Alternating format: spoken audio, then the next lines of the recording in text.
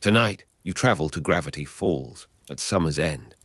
On 15 February 2016, Disney XD broadcast the final installment of Gravity Falls, in which the Pines family and the town's scattered residents gathered at the Mystery Shack to reclaim their home from Bill Cipher.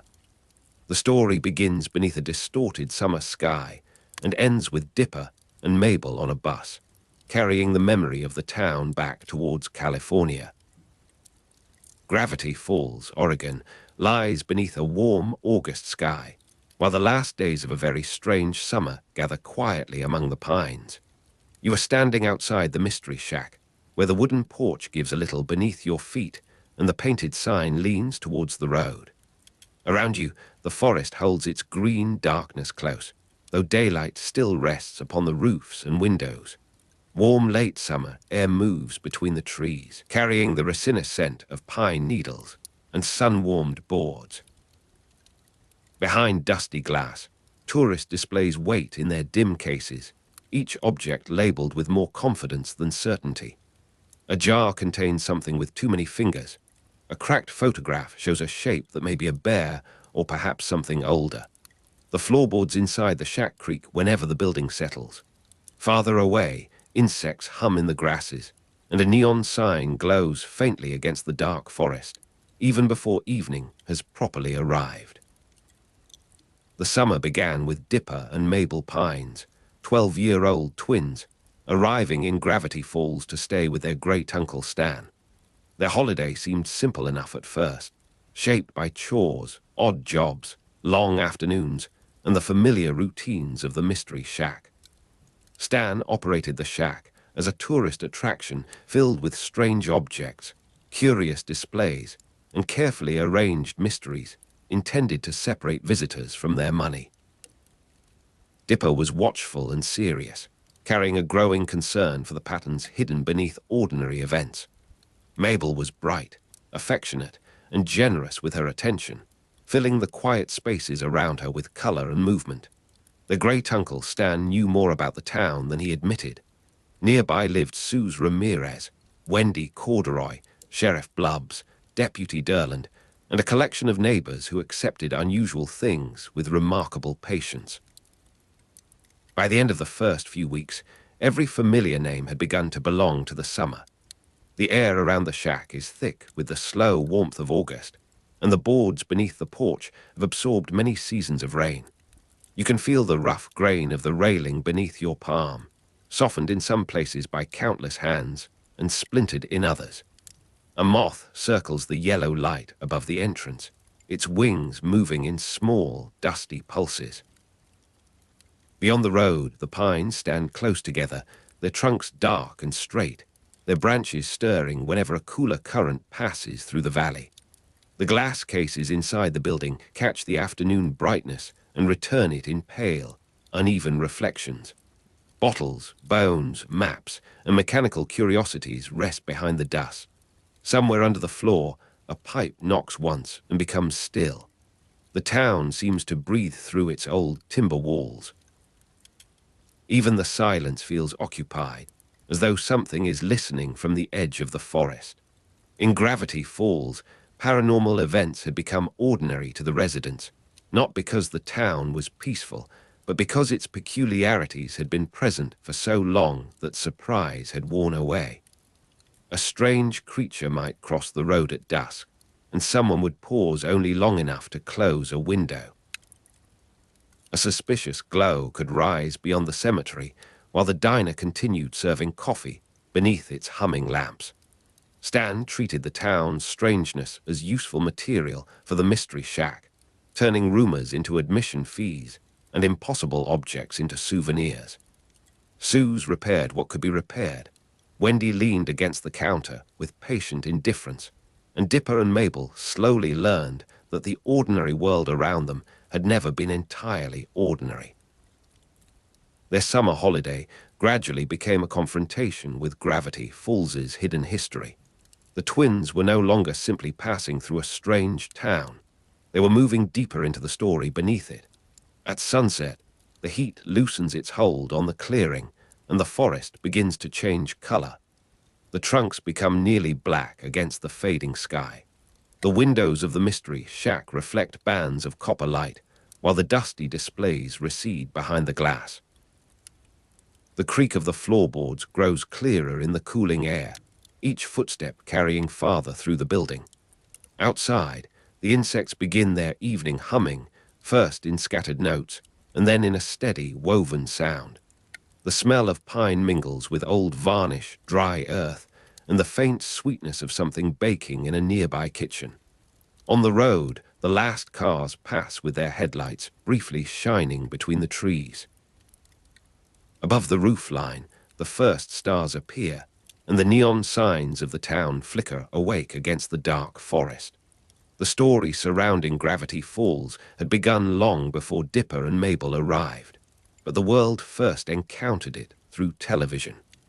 Gravity Falls was created by Alex Hirsch for Disney television animation, and the series previewed in the United States in June 2012.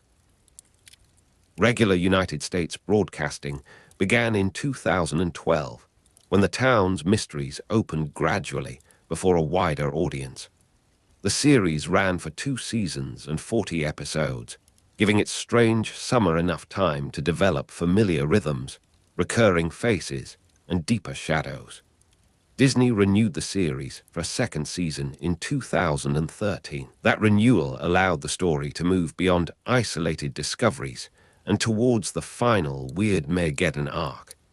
Yet the shape of the tale remained intimate. It still belonged to 2 children, 1 family, 1 town, and a summer that would eventually have to end. The forest is quiet now, though quiet does not mean empty. You are seated somewhere near the edge of the shack's clearing, with the warmth of the day still lingering in the earth below you. Pine needles lie across the path in soft brown layers. A beetle moves beneath them, making a small, deliberate sound. The mystery shack settles around its contents, and the floorboards answer with low creaks from rooms you cannot see. Glass catches the glow of the neon signs, multiplying their colors across the dusty cases. Red and blue light tremble over a preserved claw, a handwritten map, and a row of souvenirs shaped like things no one has ever properly identified. From the trees comes the faint movement of branches rubbing together. The air touches your face, cooler now. Somewhere beyond the road, a dog barks once and then falls silent. For Dipper and Mabel, the earliest days remained full of small discoveries. They worked at the mystery shack, wandered through the woods, met the unusual residents, and learned which rumors were harmless enough to laugh at. A summer visitor might arrive expecting a cheap attraction, then leave carrying a photograph of something that should not have been standing behind the ticket booth. Stan complained about expenses while hiding important objects in plain sight. Suze treated every impossible repair as a normal part of employment. Wendy moved through the shack with an ease that made its dangers appear manageable. The twins began to understand that Gravity Falls was held together by routines, even when those routines involved ghosts, monsters, secret tunnels, or signs that moved when no one was looking. The strange became domestic. The impossible acquired opening hours. Night deepens among the pines, and the mystery shack becomes a small island of amber light.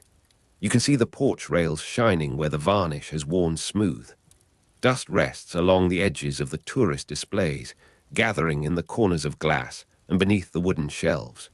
The floorboards give soft complaints when the building shifts in the cool air.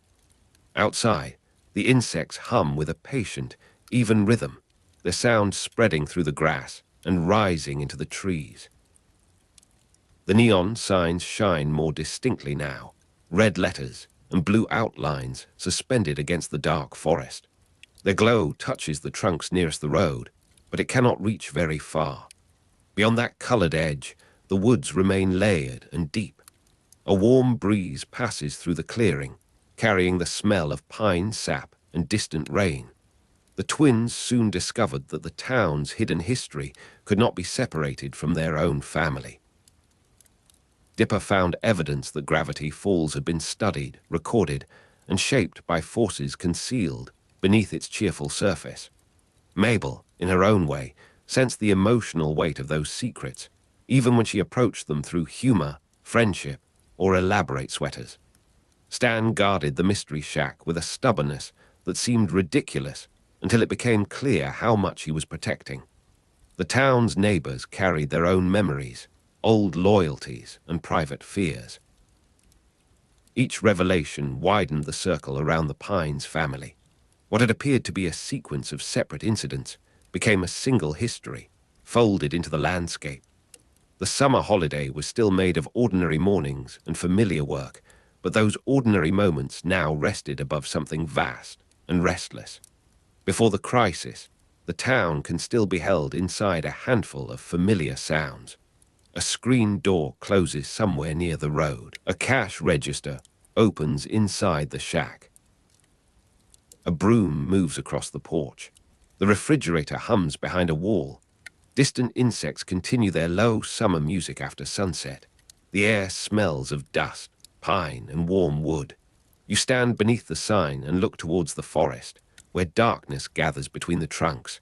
The neon letters glow over your shoulder, their reflection resting upon the windows like a second, wavering set of signs. Nothing appears to move beyond the clearing. The road remains empty. A moth touches the porch lamp and circles away. For a little while, the town's oddness feels almost comforting because it has boundaries, habits, and places where people know what to expect. Those boundaries began to fail when Bill Cipher emerged from the hidden spaces of the story. Bill Cipher was the supernatural force behind Weirdmageddon, an intelligence shaped like a yellow triangle and governed by amusement, cruelty, and impossible desire. His arrival turned hidden menace into public reality. Warnings that had once belonged to journals, dreams, underground chambers, and whispered conversations began to take physical form around the town. The danger was no longer confined to a creature in the woods or a secret beneath the shack.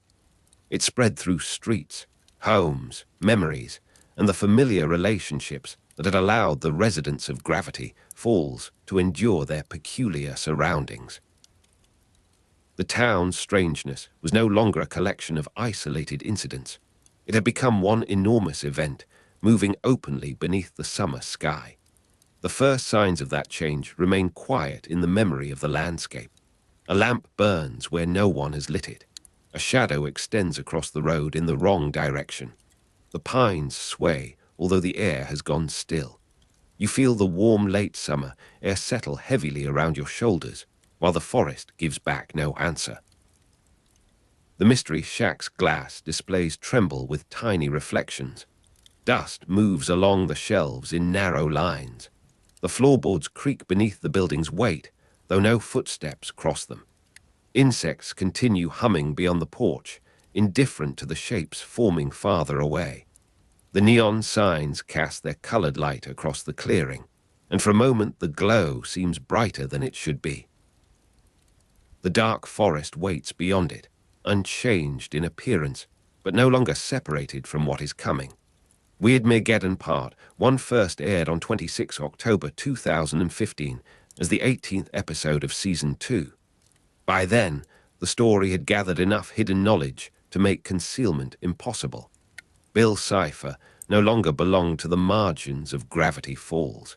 His presence altered the rules by which the town had survived, bringing the supernatural directly into its streets and open rooms.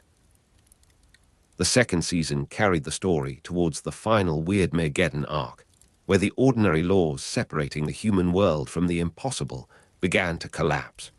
Familiar places became dangerous. The mystery shack became a refuge. Neighbors who had once argued over small matters faced a landscape that could no longer be understood through ordinary explanations. The crisis began as a disturbance in one town, but its consequences moved through every family living there. The road outside the shack is silver beneath the moon, and the pines have become tall walls of shadow. You can hear the soft ticking of the building cooling after the long day. Glass cases stand in rows, their contents barely visible now. each object reduced to a shape in the blue darkness. A thread of warm air still lingers beneath the roof, trapped in the boards, fabric, and old dust. Near the doorway, the neon glow spreads across the porch, touching the grain of the wood. Insects hum beyond the light, the sound rising and fading without a clear beginning. The forest smells darker at night, full of damp soil, resin, moss, and leaves. You remain close to the shack, where the floorboards creak gently and the windows hold back the deeper darkness. As Weirdmageddon expanded, the Pines family was separated, leaving the ordinary community to endure the new landscape without the comfort of its former arrangement. Dipper and Mabel could no longer rely on standing beside one another whenever danger appeared. Stan's role as great uncle, employer, and guardian became more difficult beneath forces that ignored locked doors and sturdy walls. The familiar residents of Gravity Falls had to act together, even as the town around them became unrecognizable. Suze, Wendy, Sheriff Blubbs, Deputy Durland, and the others were not heroes because they had been prepared for a supernatural catastrophe. They were simply the people who belonged to the town, and belonging became a form of courage. The crisis changed the scale of every decision. Finding a missing person, protecting a doorway, or carrying a message across the street became part of the effort to keep the community alive. A cooler breeze enters the clearing and moves beneath the porch, lifting a few dry pine needles before leaving them beside the steps. The boards are uneven under your feet. One gives a faint creak, and another answers from somewhere inside the building. The smell of dust lies close to the ground, mixed with the sharper scent of pine resin. Behind the glass, the displays seem peaceful in the dimness. A small wooden figure leans against a bottle. A bundle of faded papers rests beneath a brass weight. The neon sign outside paints a soft color across the nearest window. Beyond the colored light, the forest is black and indistinct. Insects hum in the distance, steady enough to resemble breathing. The night holds the shack, the road, and the trees in one quiet shape. The final crisis takes place at the end of the twins' summer holiday, when the ordinary calendar and the hidden history of Gravity Falls meet at last. Dipper and Mabel had arrived expecting a season away from home, filled with work, arguments, discoveries, and the changing moods of a long summer. Instead, they found a town whose secrets reached backwards through generations and outwards into the supernatural. The finale does not leave the family untouched. It asks what can be preserved when the world around you has become strange, and what must be surrendered before ordinary life can return. The ending remains connected to the first days at the Mystery Shack, when a creaking floorboard, a dusty display, or a flickering sign could still feel like part of a local curiosity. By the end, every familiar object carries the weight of memory. The late summer air has cooled, though the wooden walls still release the day's warmth slowly. You sit near the porch and listen to the forest. The insects are quieter now, their humming arriving in distant patches separated by long spaces of stillness. The neon sign shines against the dark trees, its color softened by the night mist. Dust rests on the window ledges, and the glass is cold where the air touches it. Inside, the floorboards settle one by one. A branch moves above the roof, then the sound fades.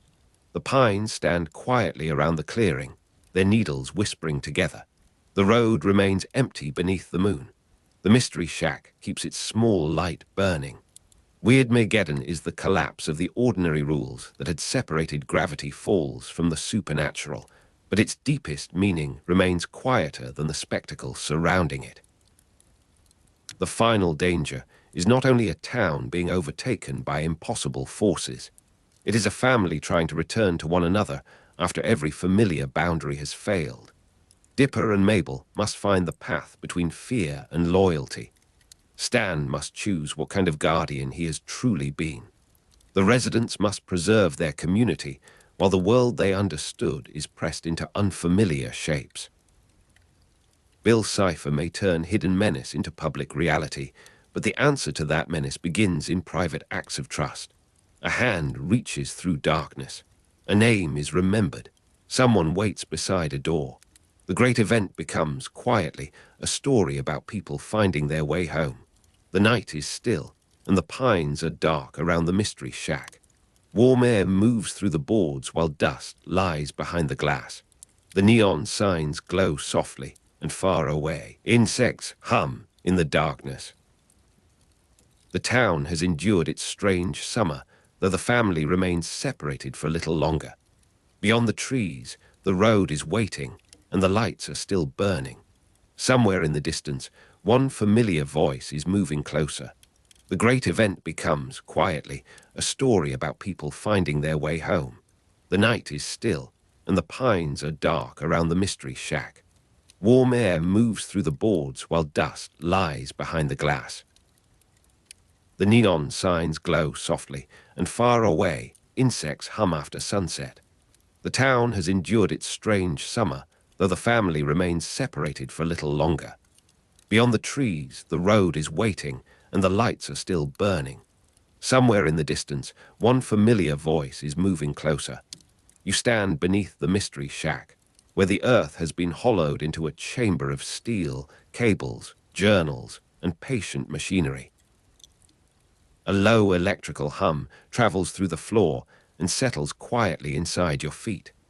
Blue-white light spills across the metal, touching the walls in slow, trembling bands. The air carries hot dust and ozone, with a faint mineral smell rising from the stone.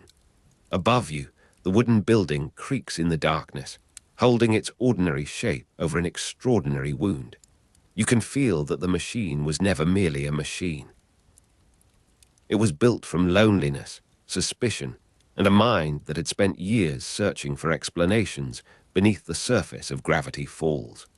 Stanford Pines studied the town's supernatural properties through long seasons of isolation, recording each anomaly with careful hands. Every page brought him closer to the dimensional rift, while every discovery drew him farther from the brother who had once shared his childhood. You move past heavy supports and copper coils as small lamps tremble beneath their wire cages. Cold stone presses moisture into the air, and the scent of old timber drifts down through the ceiling. The machinery gives off a patient vibration, like distant rain caught inside iron. Dust turns slowly in the blue-white radiance, appearing and vanishing as the light shifts. Somewhere above, a sign knocks softly against its bracket, though no ordinary breeze reaches this buried room. For years, Stanford treated Gravity Falls as a question that might be answered through persistence. You see him bent over maps, diagrams, and strange specimens, following patterns that seem to lead beyond the known world. His portal beneath the mystery shack grows from that investigation, becoming a gateway between dimensions rather than a simple instrument of discovery. The rift remains connected to the long-running mystery of Gravity Falls because the town's impossible events are never isolated accidents. You hear the machinery deepen its tone as the portal remembers the force that once moved through it. Blue-white light gathers along the metal frames, and the air seems to tighten around every bolt. The chamber smells of warm dust, scorched insulation, and ozone after lightning. Fine grit lies across the floor in pale crescents, disturbed by footsteps from another time. Above the hidden room, the shack remains familiar, but its quiet walls seem unable to contain the knowledge beneath them. You understand that the portal's history is remembered as a family tragedy rather than as a piece of machinery. Stanford built it believing that answers might repair what had been broken, yet the work helped separate the Pines brothers for decades. Stanley returned through deception, endurance, and stubborn devotion, eventually helping complete and activate the portal before the final crisis. Their reconciliation arrived only after years of anger, absence, and mistaken identities. A narrow pipe ticks as it cools, releasing one soft sound into the chamber. The metal surfaces hold a dull warmth, while the stone behind them remains cold enough to raise a shiver along your arms. Air slips through a seam in the masonry, carrying the faint smell of pine needles from the forest above. The hum beneath the shack never quite stops, and its steady note seems to extend beneath Gravity Falls itself. You stand where family memory and scientific ambition have become impossible to separate. Stanford knows what the portal has opened, because you can see recognition settle across his face before the town understands anything at all. To the people above, the spectacle might appear as a sudden light, an impressive disturbance, or another strange summer rumor. Ford sees the dimensional barrier breaking, and he understands that Bill Cipher's plan depends upon opening a gateway between dimensions. The danger lies beyond the visible machinery, within the failure of a boundary that once kept realities apart. The chamber fills with a sharp radiance that makes every edge look briefly carved from glass. Heat gathers beneath your collar, while the stones release the dry scent of dust disturbed after a long burial. Coils quiver in their housings, and loose cables sway without being touched. Light spills across the floor in blue-white sheets, revealing scratches, stains, and old footprints beneath the glow.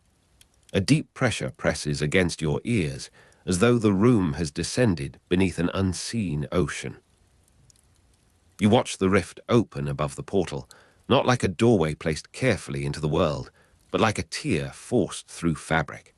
Its edges bend the light around them, and its center refuses to remain still. Ford recognizes that Bill's power is not limited by ordinary physical laws, because the opening does not obey the shape, weight, or direction expected of an ordinary object. The gateway becomes a wound between dimensions, and the known world begins to look fragile beside it. Outside, the pines bend beneath an unnatural wind that moves in conflicting directions. Branches twist towards the shack, then away from it, while needles lift into the air and hang there like dark green sparks. The sky seems too bright and too close, even though night still covers the town. Hot dust rises from the road, mingling with ozone and the resinous scent of broken branches. You hear no ordinary storm, only a broad rushing sound that seems to come from every side at once. You see Bill Cipher enter the physical world after the dimensional barrier breaks, crossing from impossible space into the familiar air above Gravity Falls. He does not arrive with the solemnity of a conqueror, because he treats the town as a playground designed for his amusement. Streets twist beneath his gaze, buildings loosen their proportions, and the ordinary limits of distance become suggestions rather than rules. Bill turns the town into the center of a bizarre new domain, where familiar things can be rearranged without being entirely erased. The first changes travel through the streets like ripples across dark water. Windows stretch into tall, narrow shapes, then settle again with their glass intact. Road signs lean at angles that make directions uncertain, while painted lines wander across the asphalt as though drawn by a sleepy hand. Pine branches bend above the rooftops, silhouetted against a sky too bright and too close. The air tastes metallic, and the smell of hot dust remains beneath the sharper edge of ozone. You move through Gravity Falls as the forest, streets, and buildings acquire the unstable logic of a dream. A familiar road seems longer when you look towards its end, yet becomes short enough to cross in a few steps when you turn away. The trees preserve their trunks and roots while their shadows point towards different sources of light. Houses remain in their proper places, but their windows open onto rooms that could not fit inside them. Nothing is wholly replaced, and that is what makes the transformation so unsettling. At the edge of town, the supernatural barrier rises around Gravity Falls in a broad enclosure of dark energy and impossible color. You see its surface shimmer beyond the trees, sometimes solid as glass, sometimes thin as smoke, and sometimes marked by shapes without a settled outline. The barrier prevents normal escape, sealing roads, paths, and open air within Bill's altered territory. The familiar route outward remains visible, But every direction eventually leads back into the same enclosed landscape. A hot wind crosses the pavement and carries the fragrance of pine sap through the abandoned streets. Dust skitters around your shoes in small circles, even where the ground lies perfectly level. Beyond the rooftops, the barrier glows faintly, turning the night into a dim blue-gray enclosure. The sounds of the town have become uneven, with distant laughter fading into silence and footsteps seeming to come from empty buildings. Above everything, the bright sky hangs close enough to feel like a ceiling. You understand that the crisis changes familiar locations rather than replacing the town with an entirely separate world. The mystery shack still stands beneath its sign, though its rooms now contain new angles and unsettling possibilities. The forest still surrounds the streets, yet the trees seem to remember other forests layered beneath their bark. The school, the diner, the roads, and the old cabins remain recognizable, but their purposes have begun to drift. Gravity Falls survives as a distorted version of itself, carrying its own geography into a nightmare. The streets shine faintly beneath a layer of dust that was not there before. Street lamps cast pale pools of light, though some shadows fall upwards along the walls. Pine needles gather in doorways, turning slowly whenever the unnatural wind passes. You smell warm timber, dry earth, and ozone, while the distant machinery beneath the shack maintains its low electrical hum. The town's surfaces remain close enough to touch, yet their textures seem altered by a thought you cannot quite hold. You see Ford looking towards the barrier with the exhausted attention of someone who has spent years preparing for this moment. He understands that Bill's power has crossed beyond experiment, theory, or containment, and that the portal has not simply opened a passage. The failure of the dimensional boundary has allowed Weirdmageddon to spread through Gravity Falls. What began as a hidden question beneath the shack now surrounds every home, road, tree, and remembered meeting place. A pale radiance moves over the roofs, changing the color of shingles and brick without changing their material. Chimneys breathe thin threads of smoke into air with no ordinary source of heat. The wind presses pine branches together, producing a dry, nervous whisper above the empty streets. Warm stone radiates beneath your hands when you touch a wall, although the night itself remains cool. The smell of hot dust and ozone follows you between buildings like a scent carried from the portal. You watch the Pines family scatter, just as its members have begun to understand one another again. Decades of separation have narrowed into a fragile period of reconciliation, and now the town's altered geography pulls everyone into different dangers. Stanley carries the stubborn courage that brought him back, while Stanford carries the knowledge of what Bill has released. Their shared history moves with them through the confusion, sometimes as protection, sometimes as an old wound reopened by the crisis. The air changes near the town square, becoming warmer and strangely dry. Dust rests on benches and window ledges, while blue-white reflections drift across polished glass from a source beyond the rooftops. You hear a low tremor beneath the paving stones, almost too soft to distinguish from your breathing. Pine branches bow over the buildings in the unnatural wind, their dark needles trembling against the bright sky. Every surface appears familiar enough to comfort you and altered enough to deny that comfort. You follow the streets as Bill's new domain takes shape around the old arrangements of Gravity Falls. The diner remains a diner, yet its windows look towards an impossible horizon. The forest remains a forest, though the paths lead according to Bill's amusement rather than the shape of the land. The mystery shack remains a house of curiosities, but its foundations now sit above the portal that helped bring the crisis into being. The town becomes a center because Bill chooses it, and because its secrets have always pointed towards the unknown. The clouds hang low over the roofs, glowing with a color that belongs neither to sunset nor moonlight. A faint shimmer passes through the air whenever the barrier flexes, and the sound resembles glass rubbing against glass. You feel dry heat against your face, followed by a cold thread moving along your neck. Broken branches scrape against walls, and loose signs creak in rhythms that almost resemble speech. The scent of ozone settles over the town while the pines release their darker, sweeter resin.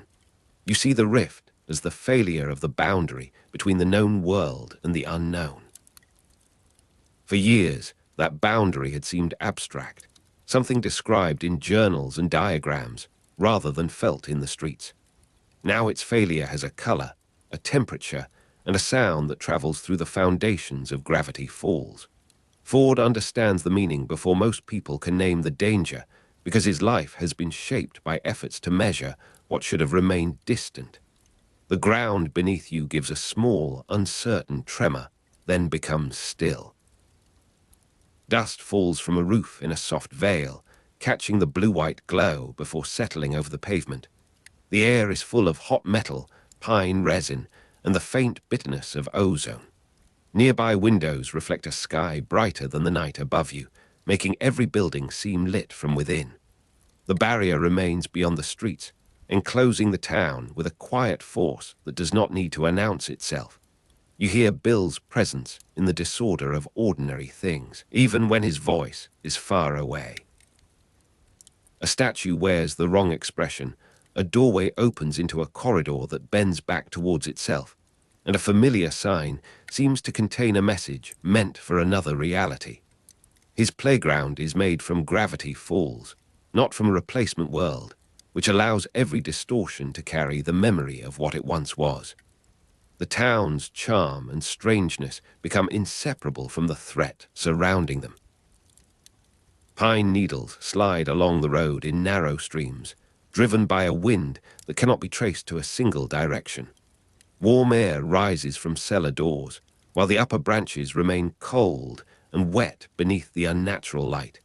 You hear distant machinery pulsing below the mystery shack, steady as a buried heart. The brightness above the town presses down upon the roofs and treetops, making the darkness seem shallow. Even silence has acquired a texture, thin and metallic, against your skin. You return in thought to the portal beneath the shack, where Stanford spent years pursuing the town's supernatural properties. Stanley helped complete and activate it, bringing the separated brothers together at the edge of disaster. Their reconciliation was hard-won, carrying the awkward tenderness of people learning how to share a life again. Yet the gateway they opened became the path through which Bill entered the physical world, turning family repair into the beginning of catastrophe. The machinery beneath the shack continues its low electrical hum, though the chamber above seems very far away. Blue-white light lies across the metal like water, and tiny sparks fade before reaching the floor. Hot dust clings to the air, mixed with the sharp smell of ozone and old copper. Through the walls, you sense the wind bending the pines in directions no weather should permit. The portal has become quiet, but its consequences continue outward through the town. You stand at the edge of a road that still leads towards the center of Gravity Falls, though the distance changes whenever you blink. Buildings lean together like tired neighbors, their walls holding familiar colors beneath new shadows. The forest presses close behind them, and the barrier glimmers beyond the trunks with a faint, restless radiance. Ford's warnings seem to travel through every altered surface, reminding you that Bill's power is not confined by ordinary physical laws. The world has not ended, but its rules have become unreliable.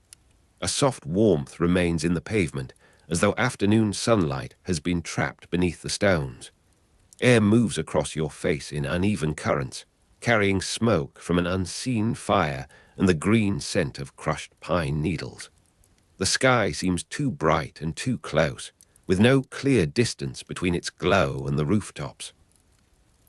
Far below, the portal gives another subdued vibration, while the barrier answers with a muted shimmer around the town. You see the Pines family moving through separate parts of the altered landscape, each person carrying a fragment of the same history. The family has found its way towards one another, only to be scattered by the force they helped unleash. Stanford carries the burden of knowledge. Stanley the weight of old loyalty, and the younger members the uncertain future of Gravity Falls. Their separation feels different now, because the distance between them has been created by a world whose boundaries have failed. Leaves scrape across the steps of the mystery shack, making a dry sound beneath the brighter-than-natural sky. The wooden boards hold the warmth of the evening, while the metal fittings remain cold beneath your fingertips. Dust has settled along the window frames, and blue-white light flickers in the glass like distant lightning. The scent of ozone rises from below, mingling with old paper, pine resin, and the faint sweetness of varnished wood. The shack still appears to shelter people, though its foundations have become part of the danger. You understand that Bill has not erased Gravity Falls, because he has chosen something more intimate and unsettling. He has turned the town into the center of a bizarre new domain while preserving enough of its original shape to keep every memory alive.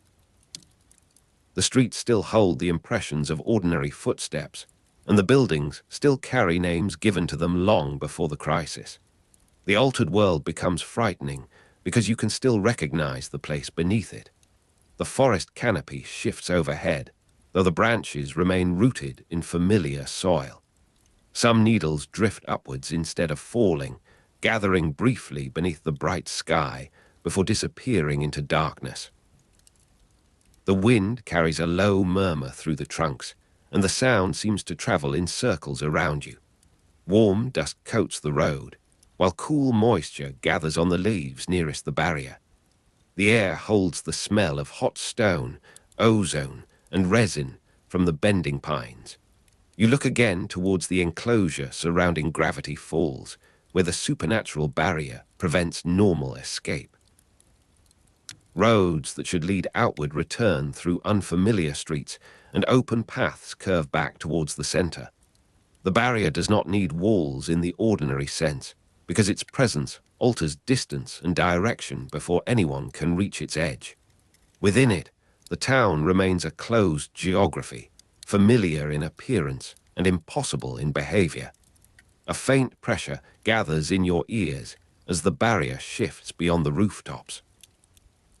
Street lamps flicker without losing their light, casting pale reflections across puddles that contain the wrong stars.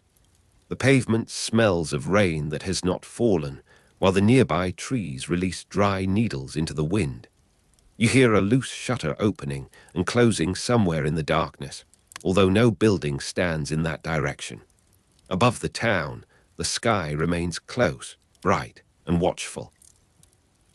You remain with Ford as he considers the rift, the portal, and the consequences of the family's long separation. He understands that the machinery has not created the unknown, but has allowed it to cross into a world never prepared to receive it. The gateway between dimensions has become a passage for Bill, and the town's strange history has become the setting for his arrival. Gravity Falls is no longer merely a place where mysteries occur. It is now enclosed within one. The streets grow quieter as the first shock settles into the altered night. Pine branches continue to bend in the unnatural wind, but their movement becomes almost graceful from a distance. Blue-white light spills across the roofs, and the metal beneath the mystery shack answers with a faint electrical hum. Hot dust drifts through the warm air, while ozone lingers along the edges of every breath. The familiar buildings seem to wait, holding their shapes while the space around them changes. You see the closing movement of the episode in a town whose geography still looks familiar but no longer behaves normally. The roads remain where they have always been, yet they no longer promise arrival. The forest still surrounds the houses, though its paths no longer obey the land. The mystery shack still stands beneath the pines, while the portal beneath it marks the family tragedy that opened the way. Bill's domain has settled over Gravity Falls, without fully hiding what Gravity Falls was. The night air cools along the empty road, though warmth remains beneath the boards and stones. A final tremor passes through the ground, disturbing dust around your feet and sending a quiet vibration through the buildings. Pine needles brush together above you, making a soft, dry canopy of sound. The barrier glows beyond the dark trees, and the sky presses close over its impossible boundary. The scent of ozone fades slowly, leaving hot earth and resin in its place. You stand within the altered town, where the known world and the unknown have failed to remain apart. Stanford has spent years searching for the truth beneath Gravity Falls, and Stanley has crossed decades of separation to help him. Their portal has opened, Bill has entered, and Weirdmageddon has begun to spread through streets that still remember ordinary life. The rift remains above the town like a tear in reality, while the family searches through the dreamlike darkness for one another. The pines are dark again, though their branches still move against the impossible wind. The mystery shack rests beneath them, familiar in outline and uncertain in every shadow. Warm air moves through the boards, carrying the smell of old wood and distant ozone. Dust lies behind the glass, while blue-white reflections tremble across the windows.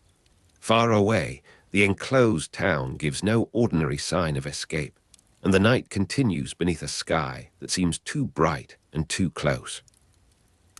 You remain beside the streets of Gravity Falls as the altered landscape settles into its new shape. The forest, the roads, and the buildings have not disappeared, yet each has accepted a fragment of Bill's unstable logic. The barrier holds the town closed, and the rift hangs above the story like an unanswered question. Within that strange enclosure, the Pines family has been scattered once more, while the place that brought them together waits beneath the broken boundary between worlds. Above the enclosed town, the rift remains open, and through its jagged light, you see a yellow triangle descending into the evening air. Bill Cipher is a dream demon shaped like a narrow golden triangle, with one black bow tie, slender limbs, and a single eye set within his pointed form. His symbol appears across walls, windows, road signs, and the dark surface of the barrier. As Bill turns above the trees, his voice drifts over Gravity Falls with the easy confidence of someone announcing a holiday. He presents the broken world as liberation, claiming that old limitations have fallen away and that every creature may become whatever it wishes. Around you, however, the streets bend towards his commands, and every open space seems watched by an unseen portion of his attention. The town has not been freed from order. Its order has simply become Bill's private amusement. Near the center of the altered town, the pyramid begins to rise around the place where the mystery shack once stood. The old building offered cheap curiosities, painted signs, dusty souvenirs, and familiar shelter beneath its eccentric roof. Now its timber walls stretch upwards into a vast pyramidal fortress, layered with balconies, stairways, towers, and windows that open onto impossible rooms. A pulsing golden glow travels through the structure like a slow heartbeat beneath the boards. The pyramid stands above the surrounding roofs, its triangular outline repeating Bill's emblem against the evening sky. From its highest point, the altered town can be seen in every direction, with its roads curling like ribbons and its forest shifting beneath a veil of yellow light. Bill's headquarters has been built from the memory of the mystery shack, turning a place of harmless strangeness into a monument to control. The road beneath you has lost its confidence as a road, and each step presses into a surface that feels rubbery, warm, and faintly alive. The pavement dips beneath your weight, then rises several inches after your foot has moved onwards. Wooden fences lean towards one another without touching, while the trunks of nearby pines curve in broad loops before returning to the earth. A metallic taste settles across the air, delicate at first, then sharp enough to rest along your tongue. Somewhere above the trees, laughter echoes through the branches, although no face appears between the needles. Shadows slide across the road in directions of their own, moving uphill while leaves drift downwards. The golden illumination around the pyramid reaches the grass and windows, yet leaves certain corners strangely untouched. Every surface seems familiar in substance, but uncertain in behavior. Within the fortress, Bill establishes himself as ruler of the altered town, and the phrase becomes less like a boast than a local condition. His followers gather beneath the triangular towers, including supernatural creatures that once hid in the forest, and people who accept his temporary authority for safety, comfort, or simple curiosity. Some admire the license to ignore ordinary limits, while others believe submission will last only until the danger passes. Bill gives them grand titles, unusual costumes, and permission to roam through streets where former laws no longer apply. Residents who resist are captured, displayed, or forced into hiding among attics, caves, and sections of the forest that still remember how to remain quiet. The population becomes divided between those who stand beneath the pyramid's golden glow and those who keep their lamps dark. Beneath the appearance of freedom, Bill controls movement, shelter, speech, and the boundaries of every possible escape. At the edge of the square, the familiar clock tower rises with its face turned sideways, its hands circling in opposite directions. The post office has grown several extra doors, though each entrance leads back to the same narrow room. Shop windows bend outwards like glass lungs, and the reflection of the pyramid trembles across their surfaces. A mailbox floats slowly above the pavement, opening and closing as if breathing.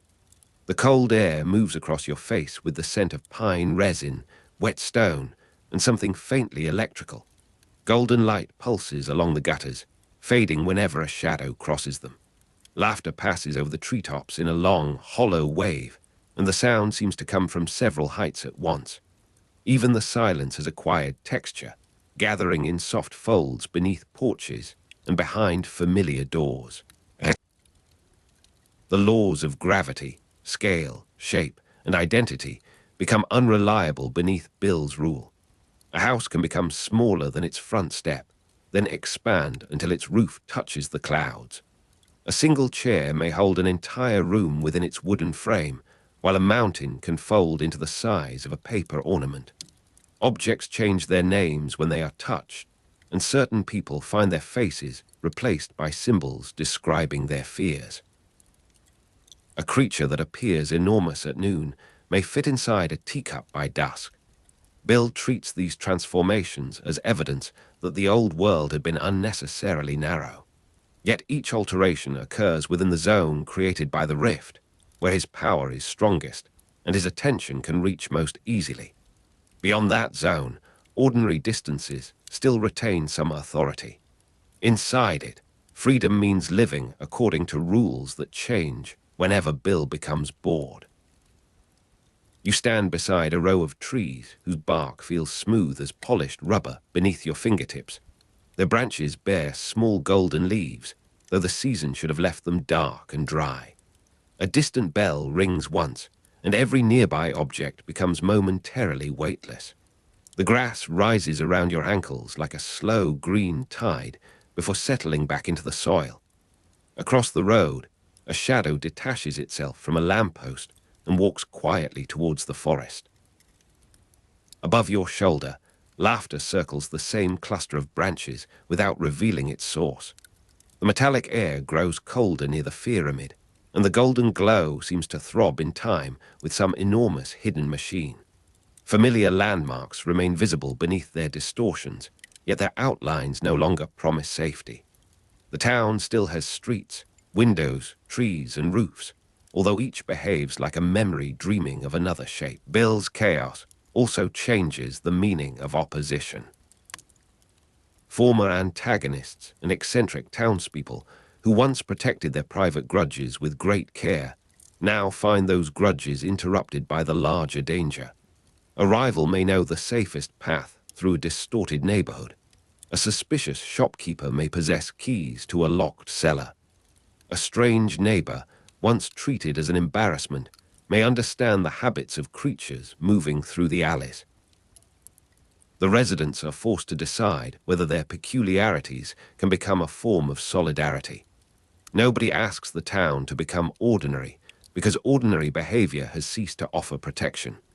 Instead, people begin placing their unusual talents beside one another creating small agreements that Bill cannot easily predict.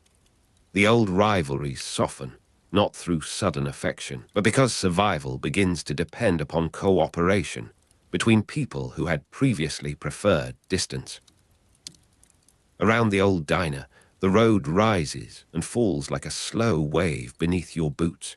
Its painted lines stretch thinly towards the horizon, then gather into knots near the curb. A traffic sign turns gently in the wind, showing a symbol that resembles an eye, a door, and a sleeping animal at once. The diner windows glow with amber light, while their reflections show a sky filled with dark water. Warm smells of coffee and toasted bread drift through the doorway, mingling with the metallic taste clinging to the strange air. Somewhere above the trees, laughter breaks into separate voices, each traveling along a different branch. The shadows beneath the parked vehicles point towards the pyramid, although the vehicles themselves face away.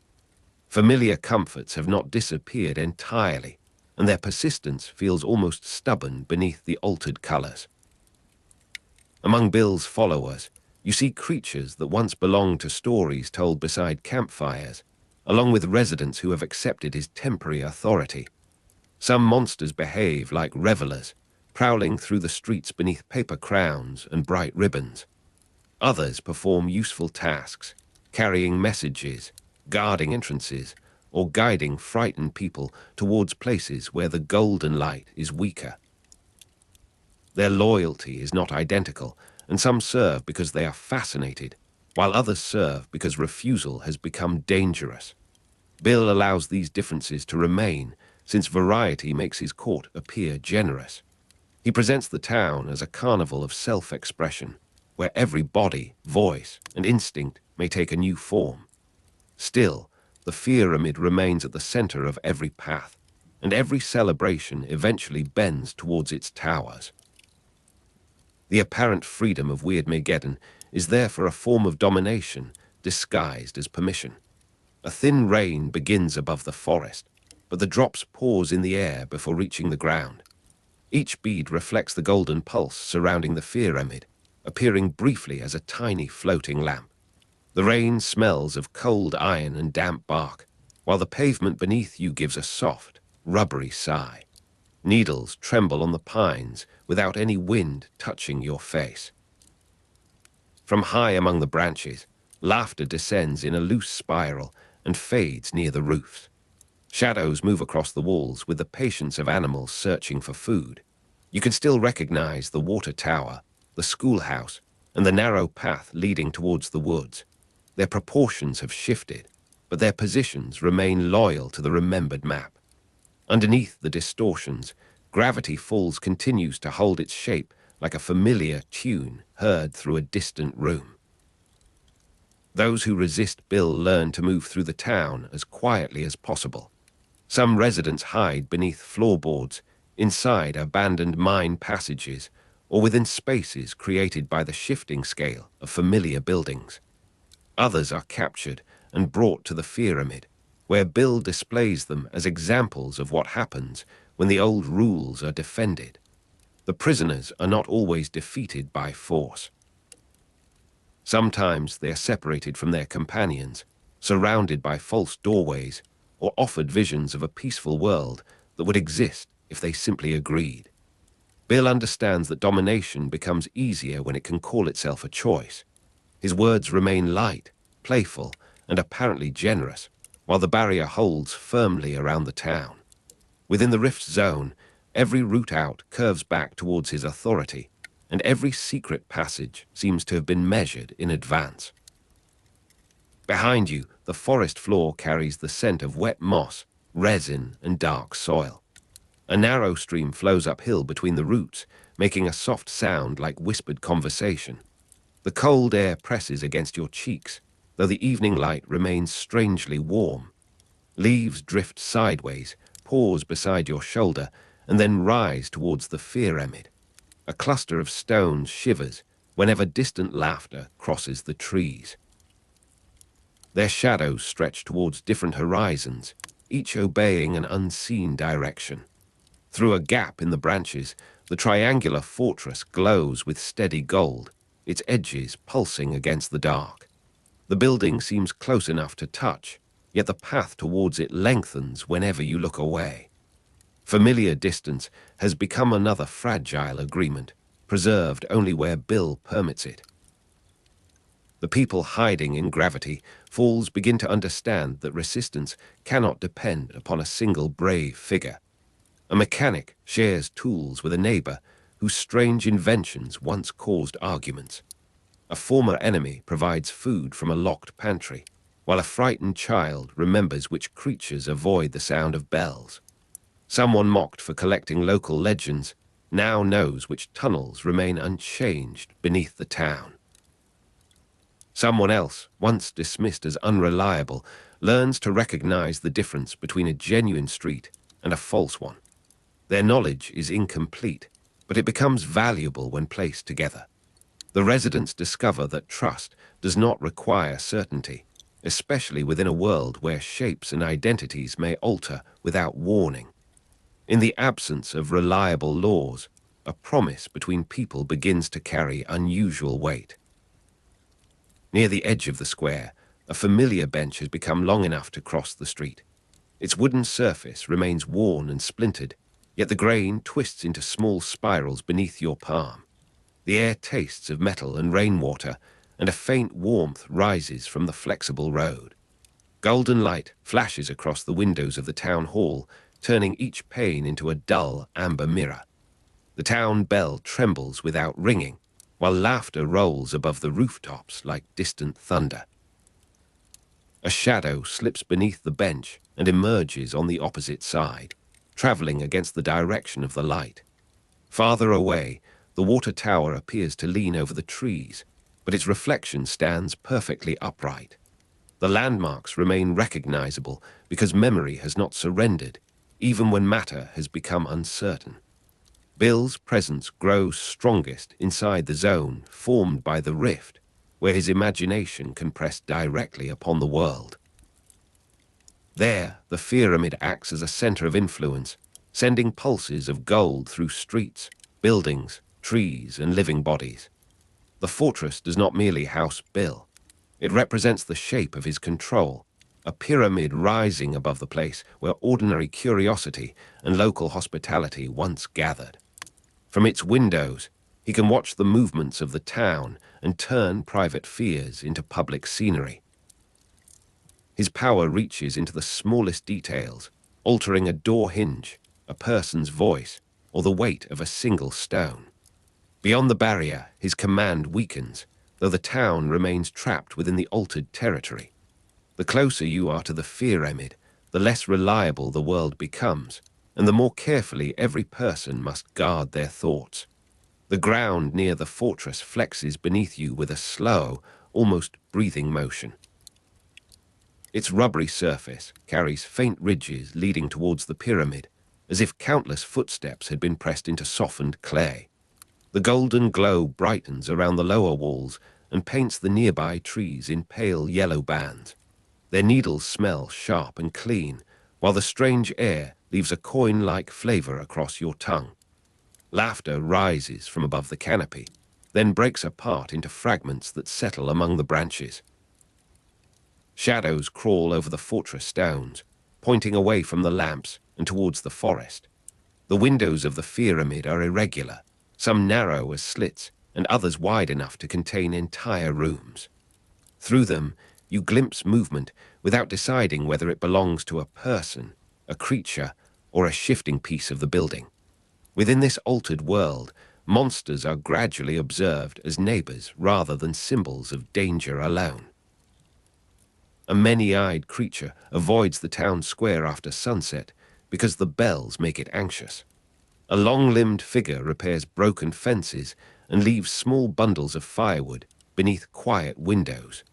A floating shape refuses to cross running water, although it laughs whenever anyone asks why. Their habits become known through patient observation, and their loyalties reveal themselves in ordinary moments. Some creatures remain devoted to Bill, while others follow the strongest current of fear and wait for it to change. The residents learn that a monster may be frightened, generous, vain, or deeply tired. This knowledge does not make the town safe, but it makes danger more legible. Even in Weirdmageddon, understanding another being can create a narrow place where trust begins. Beyond the schoolhouse, the air grows still enough for you to hear the soft creaking of altered buildings. The school sign is stretched into a long silver ribbon, yet the letters still point towards the same rooms. Grass bends away from passing shadows, though no bodies move above it. A smell of chalk dust and wet pine drifts from an open window, carrying the faint warmth of a familiar classroom. The street dips beneath your feet and springs back with a muted thump. Gold flickers along the horizon where the pyramid stands, brightening and dimming like a distant signal. Laughter travels across the treetops in a slow arc, and the metallic taste returns whenever the sound reaches you. The landscape feels impossible, but the schoolhouse remains where memory expects it, quietly anchoring the town. Every alliance formed against Bill carries the weight of earlier disagreements. The residents do not suddenly forget betrayals, insults, or years of mistrust. Instead, those memories become part of the bargain, acknowledged without being allowed to govern every decision. One person watches the eastern road while another guards the cellar, although neither would have shared a room before the crisis. A former antagonist warns of a creature's approach because the warning may save someone who once opposed them. An eccentric neighbor lends a vehicle whose wheels have become slightly too large, and nobody asks why it still runs. Their cooperation is practical, tentative, and often silent. Yet each small act weakens Bill's preferred story, in which every being serves only itself. The town's peculiarities begin to form a pattern that no single ruler can fully command. A pale mist gathers around the foundations of the houses, sliding beneath doors and curling along the altered curbs. It carries the scent of damp wood, old paper, and the faint sweetness of something unfamiliar. Under your feet, the road bends towards a nearby garden, then corrects itself when you step onto the grass. The leaves overhead hold still while their shadows continue moving. Somewhere high above, laughter echoes from beyond the visible branches, and the sound seems almost gentle. Golden light from the pyramid pulses across the mist, creating bright islands between dark channels. A mailbox hums softly beside a gate, its metal surface cold beneath your hand. The town remains recognizable through these quiet details, as if its ordinary life has withdrawn into small objects and patient textures. Bill continues to describe his rule as liberation, and the language travels through the streets like music from a distant room. He insists that gravity is a prison, that identity is a costume, and that fear is merely another form of imagination. The creatures around him cheer because his words make their strangeness sound important. Some residents listen because the alternatives seem worse, while others remain silent because any answer may bring attention. Yet the rules of Weirdmageddon are not absent. They are concentrated within Bill's moods, his symbols, and the radius of the rift. He decides which street bends, which creature grows, which memory becomes visible, and which person disappears behind a locked door. Chaos has become his method of administration, and the freedom he advertises is measured by the space he allows others to occupy. The night settles over the town without becoming fully dark. A low golden radiance surrounds the pyramid, casting a soft border around rooftops and pine trunks. The metallic air cools your lips, while dampness gathers on the flexible pavement like a thin skin. Leaves scrape gently across the road, though the shadows beneath them travel in opposing directions. The forest smells of resin, rain, and distant smoke from a hidden chimney. Laughter moves above the trees with no visible source, rising and fading like a thought that cannot be completed. The clock tower's sideways face catches the light, and its hands continue turning against one another. Nearby, an old porch remains level while the house behind it leans into the sky. Familiar shelter survives in fragments, waiting for people to recognize one another within it. The residents eventually learned that the strongest shelter is not a building, a weapon, or a perfect plan. It is the network formed when frightened people agree to share what they know. A map is copied and passed through hidden rooms. Food is divided according to need rather than status. A monster is allowed to rest beside a human child because both have shown the same quiet loyalty. Former rivals stand together at a doorway, listening for the movement of Bill's servants outside. Their relationships become more important precisely because the world has abandoned dependable rules. When gravity fails, a hand can still pull another person upwards. When identity shifts, a remembered kindness can preserve recognition. When roads change their shape, trust can provide a direction that the landscape no longer offers.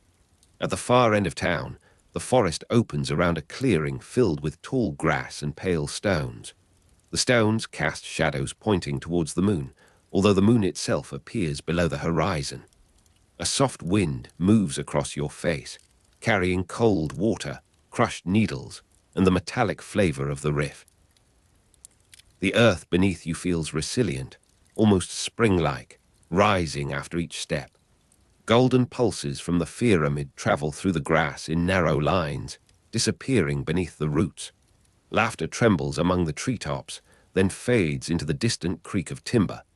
Beyond the clearing, familiar roads remain visible, twisted but not erased. You can still locate the town by its water tower, schoolhouse, and the dark outline of the Mystery Shack's former hill. The pyramid stands where the Mystery Shack once offered shelter through odd souvenirs and ordinary human warmth. Its transformation shows how Bill turns memory into architecture and hospitality into a sign of conquest. The fortress is bizarre, but its foundations still belong to the old building, with its rooms, stairs, and hidden habits pressed beneath the new geometry. Residents who once entered through a crooked door now avoid the entire hillside, knowing that the golden glow reveals movement to those watching from above. The pyramid functions as a symbol of Bill's control because it dominates the skyline and gathers every altered road around itself. Yet the old shack remains present in the minds of those who knew it. That remembered place becomes a quiet counterweight to the fortress, preserving a different meaning beneath the same impossible walls. Rain begins again over the rooftops, falling in thin silver threads that curve sideways before touching the ground. The drops strike the road with soft, rubbery taps and gather in shallow pools, reflecting several different skies. Warm light leaks from a basement window, carrying the scent of coffee, dust, and woolen blankets. The air tastes faintly of iron, while the pines release a stronger fragrance as their needles become wet. Shadows pass over the houses in directions that ignore the rain.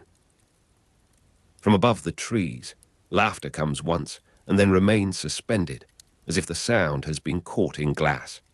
The pyramid glows through the mist, its triangular outline wavering but never disappearing. Around you, the town rests uneasily, holding its familiar landmarks close beneath the surface of the strange. The crisis does not end because Bill has been challenged in a single confrontation, nor because the residents have discovered a simple law that can undo his world.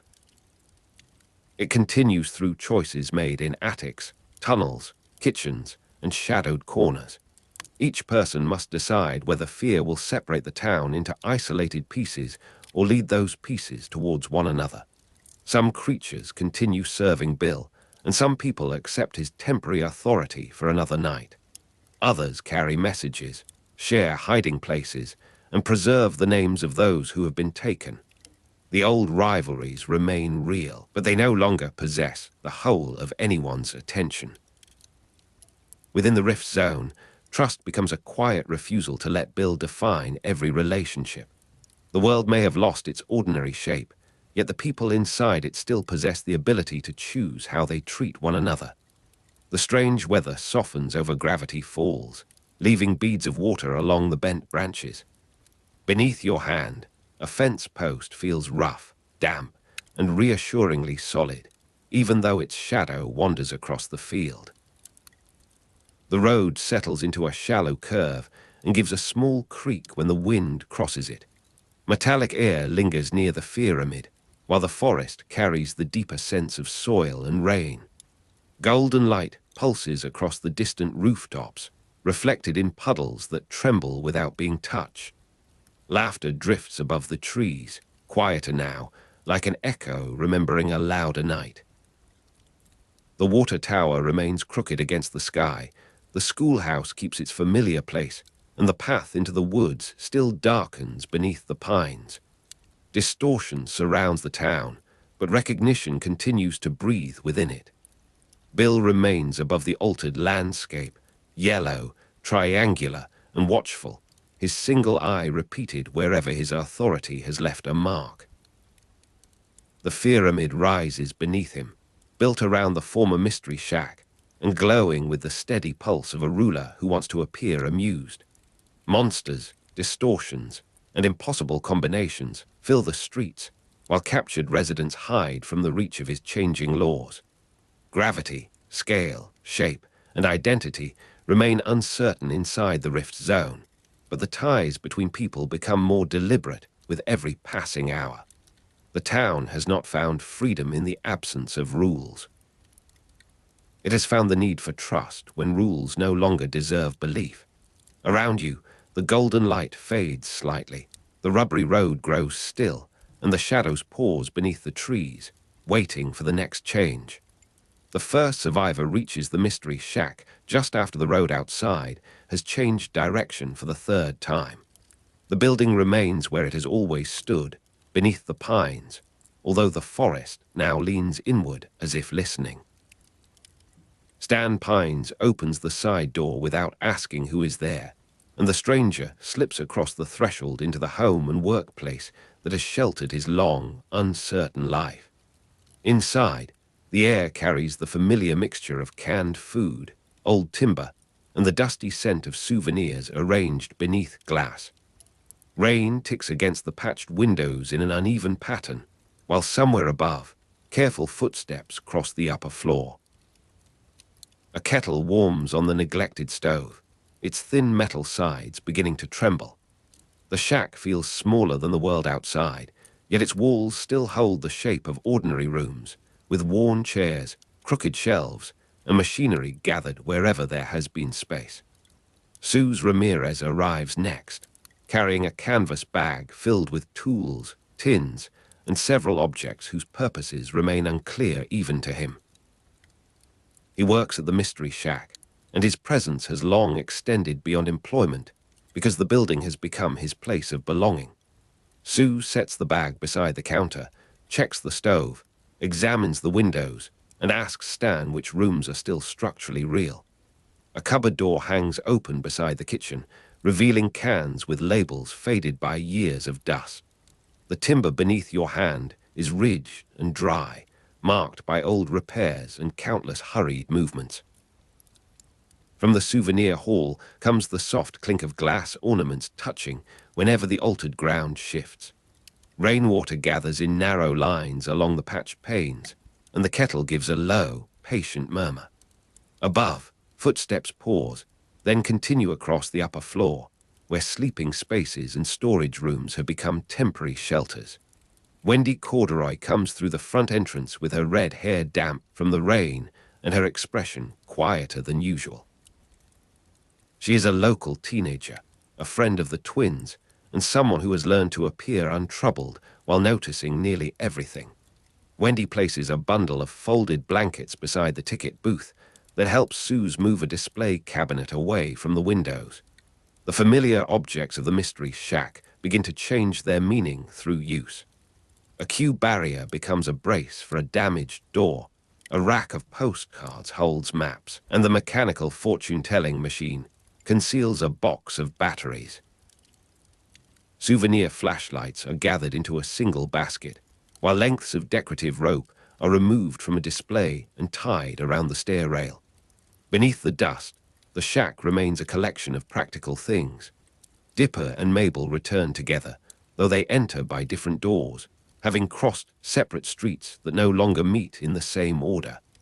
Their arrival brings the first unmistakable sense that the house is becoming a center rather than a hiding place.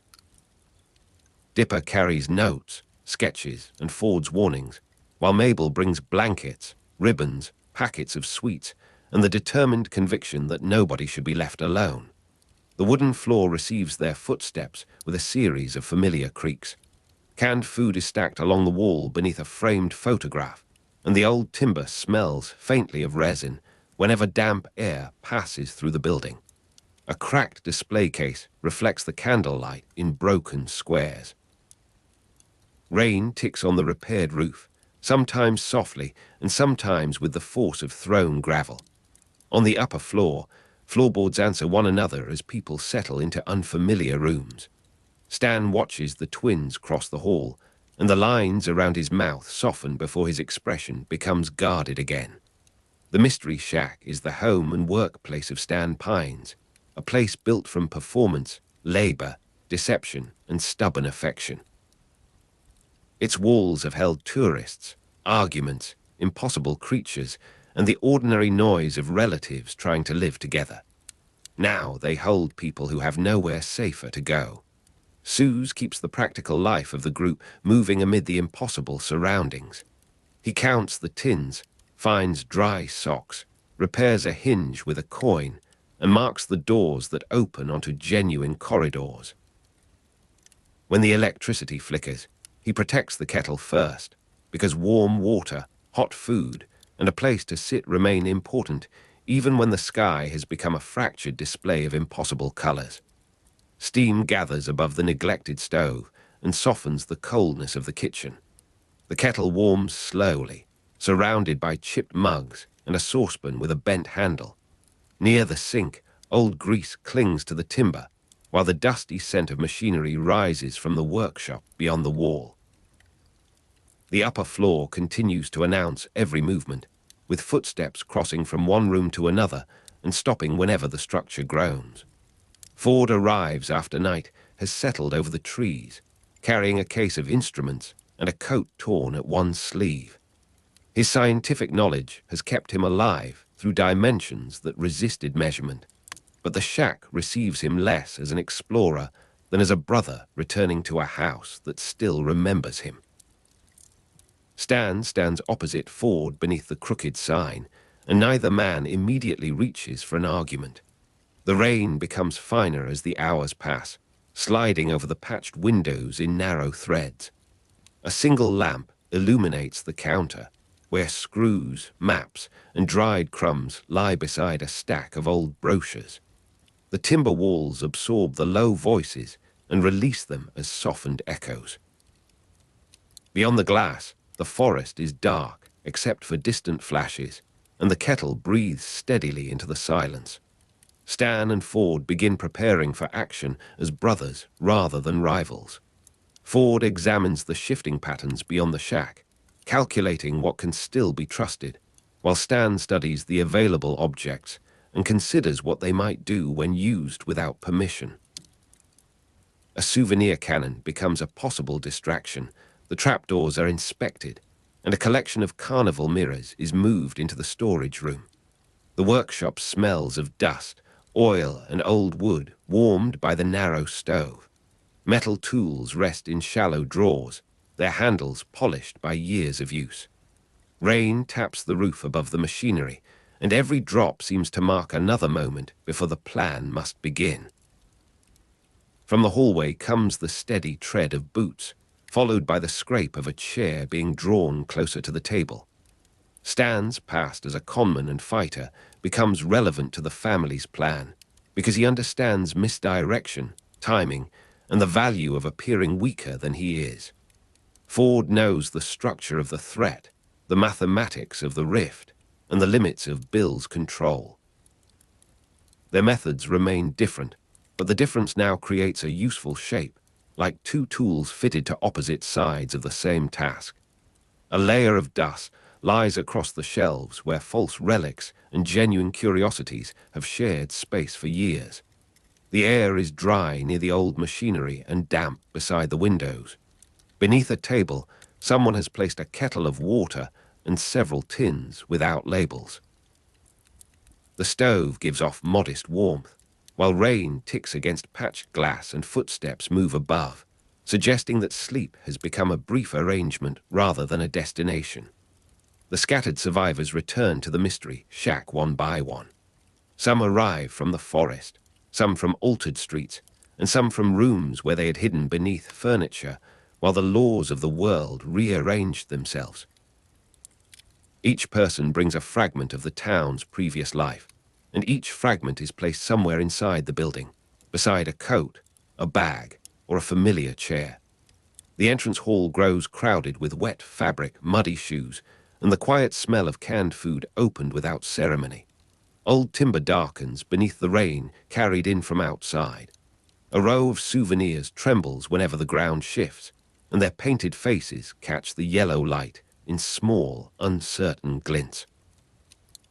Above, the upper floor receives more footsteps, while the kettle continues to warm on the stove. The room fills with people who once seemed too strange, too proud, or too frightened to work together. Residents who had appeared in separate stories now stand beneath the same leaking roof, sharing maps, tools, food, and fragments of information.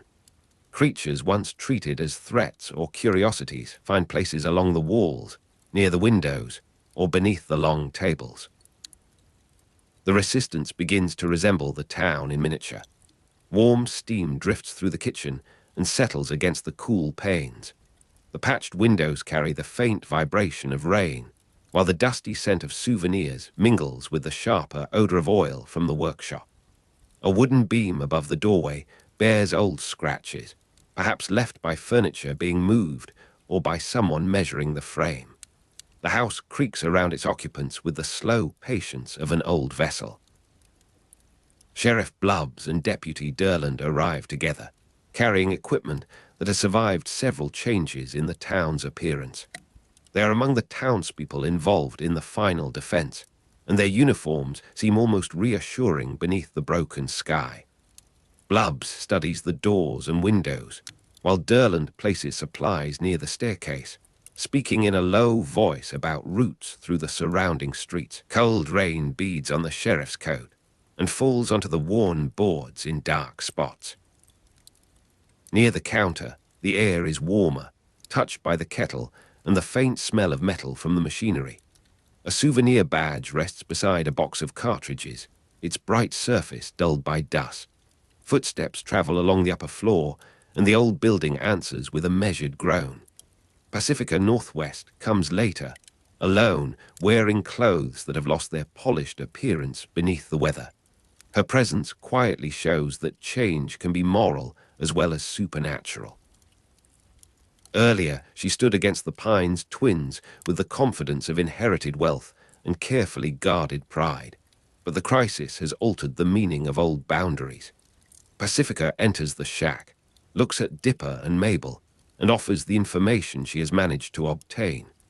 The room receives her without applause or ceremony. A wet scarf hangs beside a rack of faded postcards, and a tin cup waits near the warm stove. Dust clings to the hem of her coat as she crosses the floor, passing beneath the dim lights and crooked signs. Rain brushes the windows, the kettle murmurs behind her, and the building seems to make space without being asked. Pacifica's knowledge of the town's older families, private passages, and guarded places gives the resistance another kind of strength. She does not become someone else, nor does the past disappear, yet her choice places her among those working to reclaim the town. Mabel offers her a seat, Dipper clears a space on the map, and Stan hands her a flashlight taken from the souvenir stock. The flashlight's plastic casing is warm from another person's hand. Around the table, the timber floor carries the faint scent of damp earth and old varnish. Canned food stands in uneven towers near the wall, and the rain has begun to slow, leaving separate drops to strike the patched panes. Above, someone crosses the upper floor with careful steps, as though the ceiling itself might be listening. Old Man McGucket appears with a bundle of wire, a sack of parts, and several ideas that seem unrelated until he begins explaining them. His knowledge and eccentric practical skills become useful within the resistance, especially where ordinary engineering has failed. McGucket studies the shack's machinery, removes a panel from the wall, and begins building a device from salvaged components and a souvenir motor. The workshop settles into a rhythm of small noises. Wire bends beneath pliers, screws roll across a plank, and a wooden drawer opens with a dry rasp. The dusty scent of machinery deepens around the workbench, mingling with rain-damp coats and the mild sweetness of old paper. A kettle lid rattles in the kitchen, while footsteps pass overhead and pause above the place where McGucket is working. Grenda and Candy remain associated with Mabel during the final crisis, standing close to her whenever the room becomes too crowded or the plans grow difficult to follow. Their presence preserves a thread of ordinary friendship inside the larger emergency. Mabel gives them tasks involving ribbons, paper, and the arrangement of supplies, and both friends accept the assignments with a seriousness that does not diminish their warmth. A length of pink ribbon is tied around a box of nails, while another marks the cupboard containing food. Candy places labels on jars whose contents are difficult to identify, and Grenda carries a wooden bench towards the main hall. The room smells of canned beans, damp wool, and aged timber. Outside, rain ticks gently against patched windows, creating a soft boundary around the crowded house. The twins' friends are treated as members of the family rather than as temporary helpers. Wendy knows the forest roads and the habits of the local people. Suze understands the building better than anyone except Stan, and Pacifica brings knowledge from a life that once seemed impossibly distant. Grenda and Candy remain close to Mabel, while the deputies take their places beside the rest. The shack's corridors grow warm from the number of bodies gathered inside. Dusty souvenirs cast long shadows beneath the lamps, and the smell of old timber becomes more noticeable whenever the doors open to the wet night. The upper floor receives a constant procession of boots and slippers. In the kitchen, the kettle warms beside a row of mugs, while the stove gives a faint ticking sound as its metal contracts. Ford draws a map across the broad table, marking places where the altered town appears thin, unstable, or briefly recognizable. The resistance must move through a world shaped by Bill's pleasure, yet its purpose remains simple, because the task is to reclaim the town and restore the people within it. Every name on the map represents a person, a street, or a memory that has not entirely vanished. Lamplight lies across the paper in pale rectangles, brightening folds and darkening the edges. A small pool of water has formed beneath the nearest window, and someone has placed a folded cloth beside it. The patched glass shivers under a renewed shower. From the floor above, footsteps cross slowly, and from the kitchen comes the warm scent of water beginning to boil. Stan turns an old display model over in his hands and discovers that its internal mechanism can still be made to move. Ford explains how a narrow opening might be created, while Stan proposes a distraction involving false signals, loud machinery, and a route through the back of the building. Their ideas are not elegant, but they fit together because each brother has learned to respect the other's form of intelligence. The model gives a faint metallic click as its gears begin to turn. Dust rises from the display shelf and settles across Stan's sleeve. Nearby, tins knock softly against one another when the floor shifts, and the smell of oil comes from the workshop like a memory of former repairs. Rain moves over the roof in a broad whisper, interrupted by the quiet tread of someone carrying blankets upstairs. Ford and Stan prepare the shack for resistance, using knowledge gained from years of separation and conflict. Ford measures the pressure around the windows, while Stan conceals useful objects in places where a suspicious mind would not think to look. A shelf of false artifacts becomes a storage point, a trapdoor becomes an emergency passage, and an old sign is cut into shields for those who have no armor. The timber of the sign is rough beneath your finger, still carrying traces of paint and dust. The cutting leaves a dry smell in the air, mingling with the odor of cans opened for supper. Along the wall, souvenir masks watch with fixed expressions as tools move from hand to hand. The kettle has reached a steady simmer, and rainwater slips from the roof into a bucket near the rear door.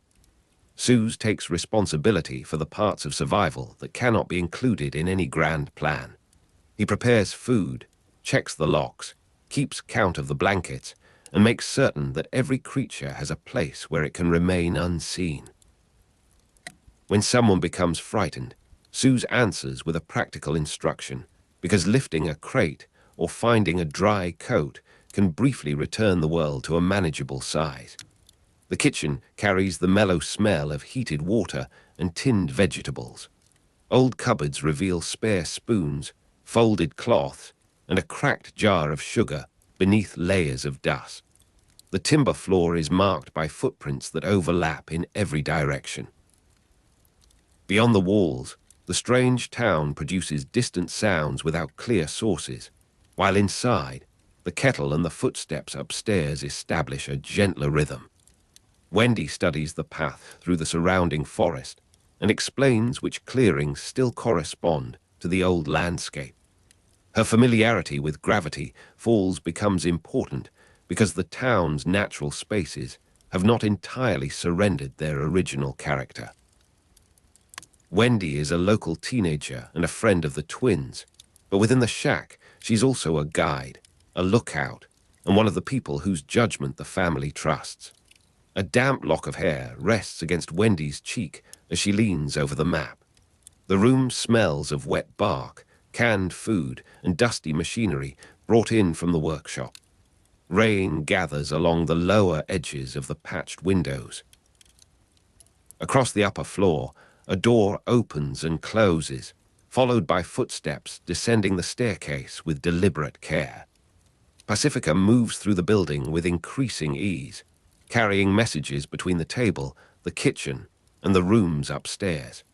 Her presence remains a quiet reminder that resistance can begin with a decision to stop protecting the old arrangement.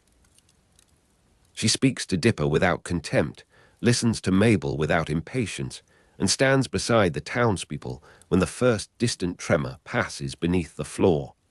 The storm light outside turns the windows a pale, shifting grey. Dust floats through the beam above the table, revealing the slow movement of air from the workshop. A line of mugs waits beside the stove, each one different from the next. Canned food has been arranged beneath a bench, and the scent of old timber rises whenever someone pulls the bench away. Old Man McGucket finishes his device near midnight, although nobody can agree whether it should be called a machine, a trap, or a very small vehicle. Its wires connect to a souvenir motor, a radio, and a brass component taken from a broken exhibit. Ford tests the readings, Stan tests the switches, and McGucket insists that the invention will work provided nobody asks it to behave sensibly. The machine vibrates against the workbench and causes a small shower of dust from the rafters.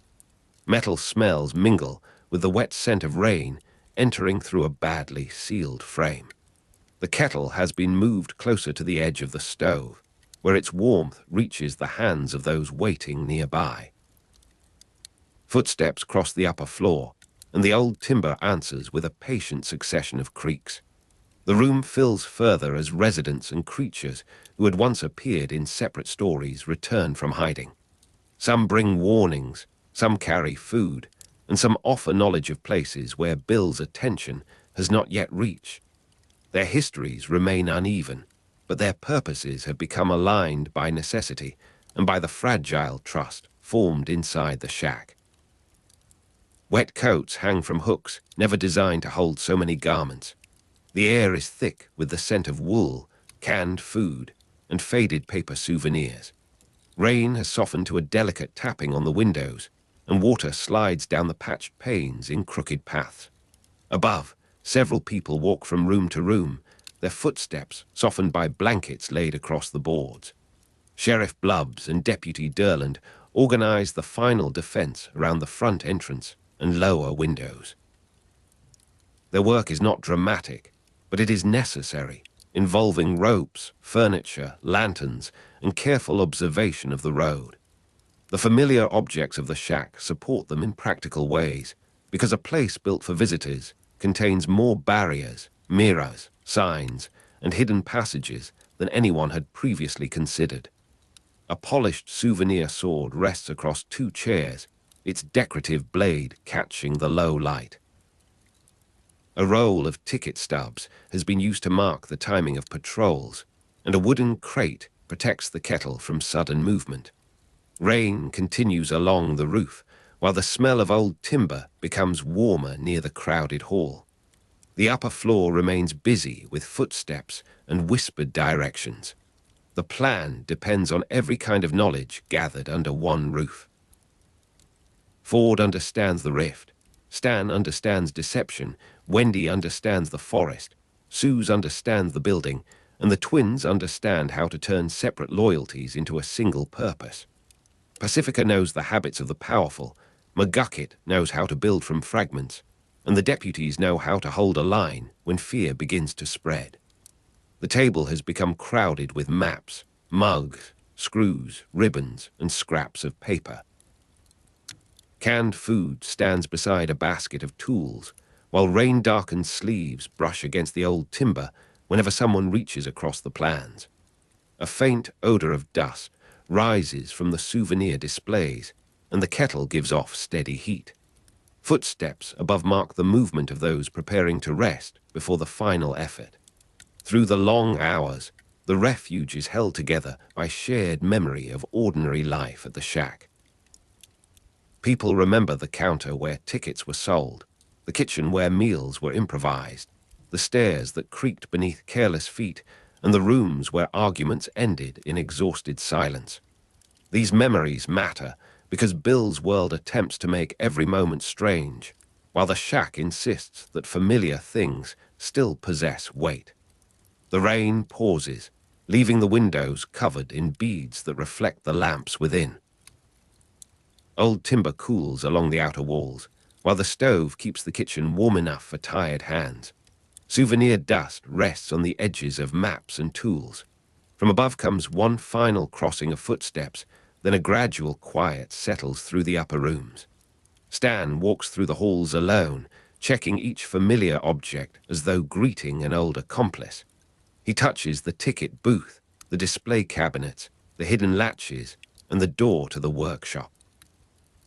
His past as a conman and fighter has taught him to trust preparation more than appearances, yet the place also reminds him that the family's strength has never depended upon his skill alone. The hallway carries the faint smell of oil, old paper, and rain-damp cloth. A small lamp shines across the floorboards, showing scratches left by years of furniture and hurried movement. The kettle has fallen quiet, but its metal body retains warmth beside the stove. Beyond the window, water drips from the roof in a measured pattern, and the forest waits without revealing its shape. Ford finds Stan near the rear entrance, and for a moment the brothers stand without speaking. Their old rivalry remains part of their history, but it no longer governs the space between them. Ford holds the instrument case, Stan holds the improvised device, and together they examine the route by which they intend to leave and return. Cold air enters through the open rear door and moves across the room, carrying the scent of wet leaves and dark soil. The timber threshold is worn smooth by countless departures. A kettle rests on the stove behind you, surrounded by mugs and folded cloths. Rainwater trembles in a bucket near the wall, and the upper floor gives a soft, settling sound as the building adjusts to the night. Their cooperation does not erase the years of anger, but it gives those years a different purpose, because each brother now brings what the other lacks. The plan becomes a shared construction, built from science, improvisation, courage, and the refusal to abandon anyone still trapped beyond the walls. The last preparations continue beneath dim lamps and a fading smell of warm metal. Old timber holds the heat of the crowded rooms, while canned food waits in open tins along the counter. Rain returns in a fine tapping against the patched windows. Footsteps cross the upper floor once more, then descend towards the hall, where the family gathers without needing to be summoned. The twins stand near the center of the room with Wendy, Suze, Pacifica, Grenda, and Candy close beside them. Sheriff Blubbs and Deputy Derland take positions near the entrance, while McGucket checks his strange device with grave concentration. Ford studies the instruments, Stan checks the exits, and the residents and creatures of gravity falls weight together beneath the familiar roof. The mystery shack has become a small, stubborn piece of the old town inside Bill's new world. Its walls remain crooked, its windows remain patched, and its machinery remains partly decorative. Yet every object now serves the living people gathered around it. The building does not defeat the altered universe through size or grandeur. It endures by preserving a place where names, memories, and loyalties still connect. Warm air from the kitchen moves through the crowded hall, carrying the smell of canned food and kettle steam. Rain glistens on the windows, turning the dark forest into a wavering pattern of silver and black. Dust rests on the souvenir shelves, and the old timber gives beneath every careful step. Above, the upper floor is quiet, holding blankets, coats, and the traces of ordinary sleep. When the signal comes, Stan reaches for the device and Ford lifts the instrument case. Dipper and Mabel move together, while Wendy, Suze, Pacifica, Grenda, and Candy remain close enough to support one another. Blubbs and Derland brace the entrance, McGucket gathers his wires, and the strange residents of the town prepare to move beside them. The door opens onto air that tastes of rain and pine. Water slips from the roof edge onto the worn boards, and the scent of wet earth enters beside the departing group. Behind you, the kettle remains warm on the neglected stove, surrounded by cups that have not yet been washed. The windows hold the dim glow of the shack, and the upper floor waits in silence. Stan Pines leaves first, carrying the habits of a conman and fighter into a world more dangerous than any stage. Ford follows with the measured certainty of a scientist, and together their movements show that rivalry can be set aside without being forgotten. Dipper and Mabel cross the threshold after them, accompanied by the friends who have become members of the family. The road beyond the shack bends strangely beneath the dark trees. Rainwater gathers in shallow hollows, reflecting colors that do not belong to the night. Behind the group, the building's old timber walls hold the warmth of the refuge, while the dusty scent of souvenirs lingers near the entrance. A final sound comes from the kettle inside, a quiet settling click before the door closes. The resistance moves into the altered town, carrying tools, maps, memories, and the confidence created by having stood together beneath one roof. Residents and creatures who once belonged to separate stories now share the same direction. Pacifica walks among them despite her earlier antagonism towards the Pines twins, while Blubbs, Derland, McGucket, Grenda, and Candy carry their own portions of the work. The rain grows softer around the moving figures, brushing coats and leaves with a delicate hiss. Behind them, the mystery shack is dark, except for a lamp left burning in the hall. Its patched windows reflect the wet branches, and its familiar objects wait in their new positions. The smell of old timber remains within the walls, mingling with the last warmth of the kettle and the faint dust of machinery. Ford's readings change as the group approaches the first unstable street, and Stan responds by altering the plan without hesitation. Scientific knowledge and improvisation complement one another, joined by the practical judgment of those who have learned the town's surviving paths. The twins guide the center of the group, while Wendy and Suze watch the edges, and the deputies keep the formation from breaking. Water drips from the branches onto the road with a slow, irregular rhythm. The air is cool against your face, carrying pine resin, wet soil, and the faint metallic trace of the device. Behind you, the mystery shack becomes smaller among the trees, though its lamp remains visible through the rain. Somewhere within that building, the kettle cools beside the stove, preserving the quiet evidence of a life that will be reclaimed. The resistance advances because each person has chosen to remain connected to the others. The town is not restored by one act of strength, but by the accumulated decisions of people who refuse to become isolated within Bill's world. Stan and Ford lead the way as brothers.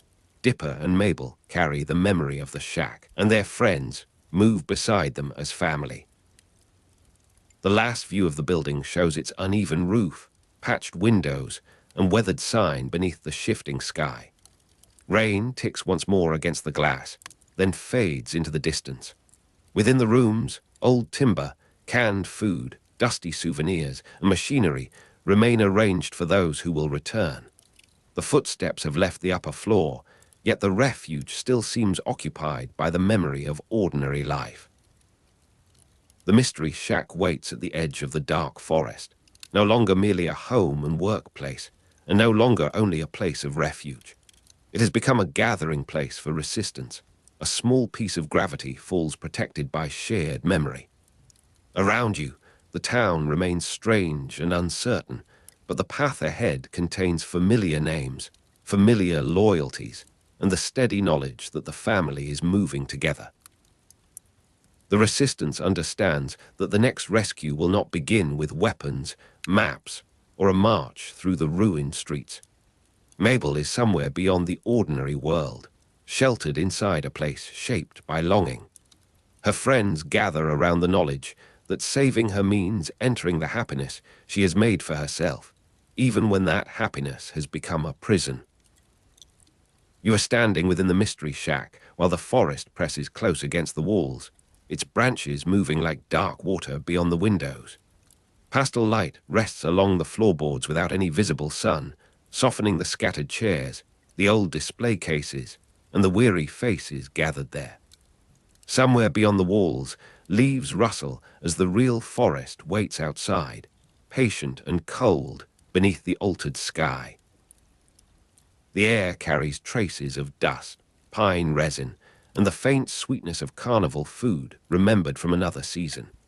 Near the center of the room, the portal gives off a muffled silence, as though sound itself has been folded behind its shining surface. On 23 November 2015, Weirdmageddon Part 2 first aired under the title Escape from Reality, and its story turns inward from the wreckage of Gravity Falls. Bill's crisis has opened a passage into an artificial world, and Mabel has entered it through that portal. The place beyond is not random, nor is it merely an illusion without purpose. It has been designed around Mabel's wishes, her memories, and the gentle arrangements of a summer that never needs to change. Dipper, Wendy, and Suze realize that the path to her runs through the very comfort she most wants to protect. A soft chime moves through the false afternoon, delicate as glass touched by a passing breeze. Around you, painted clouds remain fixed above a landscape of cheerful colors, while warm carnival air drifts between bright awnings and tidy little paths. Sweet shop smells gather near the corners, carrying sugar, fruit, and vanilla through the stillness. Nothing seems to decay here, and no shadow grows long enough to suggest evening.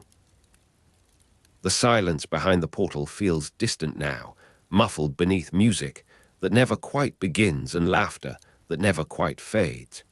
Yet beyond the artificial brightness, leaves continue rustling in the real forest, where time is still allowed to move. Dipper crosses into Mabel's world with Wendy and Suze beside him, each carrying the uneasiness of someone entering another person's private dream. He sees the bright houses, the cheerful decorations, and the endless opportunities for harmless delight. He also sees how carefully every difficult truth has been kept away from Mabel. There are no ruined streets, no threatening billboards, and no signs that Bill has changed the world outside. The apparent perfection depends upon insulation, because the world can remain beautiful only while Mabel is protected from everything frightening. Warm air settles around you with the softness of a blanket placed over sleeping shoulders. Colored lanterns hang above the paths, glowing in rose, mint, and pale gold, though no flame or electrical wire explains their light. Candy wrappers lie neatly beside bins, and the smell of toasted sugar drifts from a shop whose windows display cakes that never cool. Somewhere nearby, an artificial summer afternoon keeps chiming gently, marking no hour and announcing no approaching dusk. The ground feels smooth beneath your feet, almost polished by memory. Beyond the border of the bright streets, darkness gathers without advancing, while the real forest breathes through a distant rustle of leaves. Mabel welcomes them into a summer arranged with astonishing care, offering games, decorations, and familiar pleasures without asking anyone to make a difficult choice. She speaks as though the season has simply paused, allowing the twins to remain together before the world can demand anything from them. Dipper recognizes the kindness in the dream, but he also senses the fear beneath it. Mabel is not trying to deceive her friends for pleasure. She's holding back the moment when growing up might carry them into separate lives. Within the false town, every color appears softened by distance, as though the landscape has been painted onto warm fabric. A breeze passes through ribbons tied to fences, producing a faint tremble that never becomes a true gust. The sweet shop smells remain constant, neither fading nor becoming stale, while the carnival air carries dust, spun sugar, and the memory of sunlight. The afternoon chime returns at irregular intervals, always gentle and incomplete. Behind one painted hill, the portal waits in muffled silence, while real leaves whisper beyond it like a message from an older world. The twins have been arguing for some time about whether Dipper should remain in Gravity Falls, and the argument has followed them into this protected place. Ford has offered Dipper an opportunity connected with his work, a chance to stay near the mysteries and continue learning beside someone who understands the strange shape of his mind. For Dipper, the offer carries knowledge, purpose, and the possibility of becoming the person he believes he ought to be. For Mabel, it sounds like the first step towards losing her brother. A pale glow rests upon the grass without revealing any source above the clouds. Around you, small flowers stand in perfect clusters, their colors arranged like sweets in a glass jar.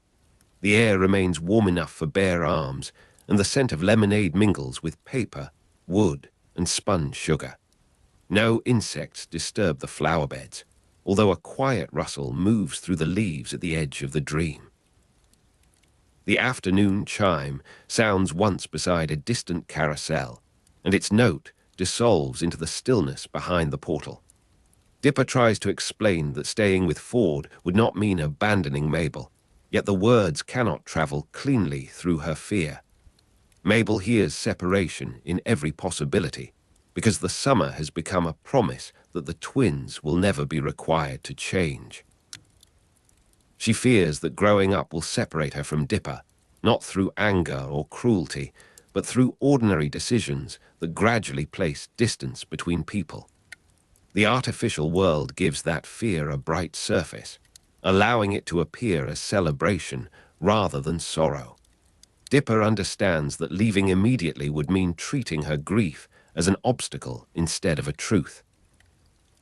The air above the path has the warm stillness of a carnival before its gates open, although these gates never close. Bunting hangs motionless, then shifts all at once when an unseen current passes through the streets. Pastel light gathers on windows, cups, and polished railings, making each object seem gently illuminated from within. A sweet shop releases the smell of warm pastry and melted chocolate, while music from another quarter remains too distant to identify.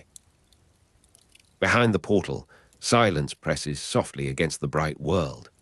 Along its far side, the real forest continues its patient rustling, indifferent to the dream's perfect weather. Wendy and Suze help Dipper reach Mabel, but neither tries to decide the twins' future on their behalf. Wendy recognizes the difficulty of asking someone to surrender a refuge before they are ready. Suze understands that a cheerful room can still hold a frightened heart. They offer companionship, patience, and a steady presence beside the argument. Their kindness gives Dipper time to listen rather than defend himself. It also allows Mabel to speak about the ending she has been postponing without turning her fear into something shameful. A warm carnival scent drifts through the lanes, carrying caramel, old timber, and the faint mineral smell of rain that never arrives. The light remains pastel and untroubled, with lavender shadows beneath benches and peach-colored brightness along the walls. A soft chime circles through the artificial afternoon, sounding from no visible clock. Every surface feels clean, smooth, and slightly unreal, as though memory has removed all rough edges. Beyond the bright border, leaves rustle in the true forest, and that ordinary sound seems more distant than any mountain. Mabel's reluctance to leave is given time and emotional weight, because the dream has offered her something the real world has not. It has offered an endless summer, a brother who remains nearby, and a future in which no beloved arrangement needs to be surrendered. Dipper begins to see that the false world is comforting precisely because it does not ask Mabel to endure uncertainty. Its perfection is not empty, but it is fragile, depending upon the continued absence of difficult truths. If she learns what has happened outside, the bright streets may no longer hold their shape. The path beneath you is warm from no apparent source, and tiny flecks of color move through the air like dust caught inside glass. Shop windows display cakes, sweaters, toys, and bright paper objects arranged according to a cheerful logic. A breeze carries the afternoon chime across the rooftops, then leaves the streets quiet again. The scent of sugar remains close to the ground, mingling with warm carnival air and the faint smell of painted wood. At the edge of the world, real leaves move in darkness, reminding the silence that another season continues beyond the portal.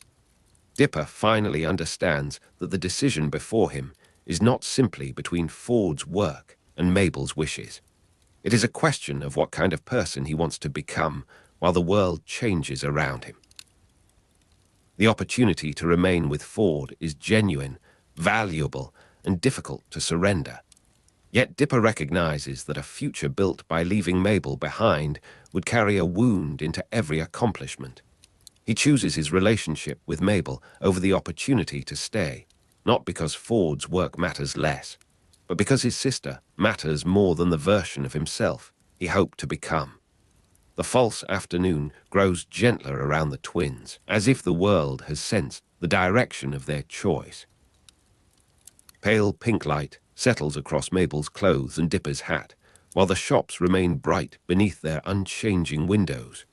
Warm air presses lightly against the skin, touched by the smell of candy and distant rain. No sun appears, yet everything seems lit by a kindly sky. The artificial chime sounds again, and its final note rests in the silence behind the portal. At the outskirts, forest leaves continue their quiet movement, keeping time with the world outside. Mabel does not accept the decision at once, because surrendering the dream also means admitting that her fear has shaped it.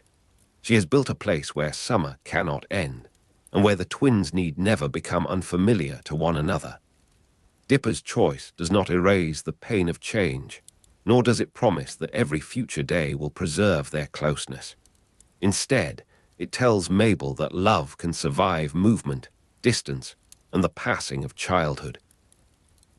A beautiful summer can end without becoming meaningless, because what it gave them remains part of who they are.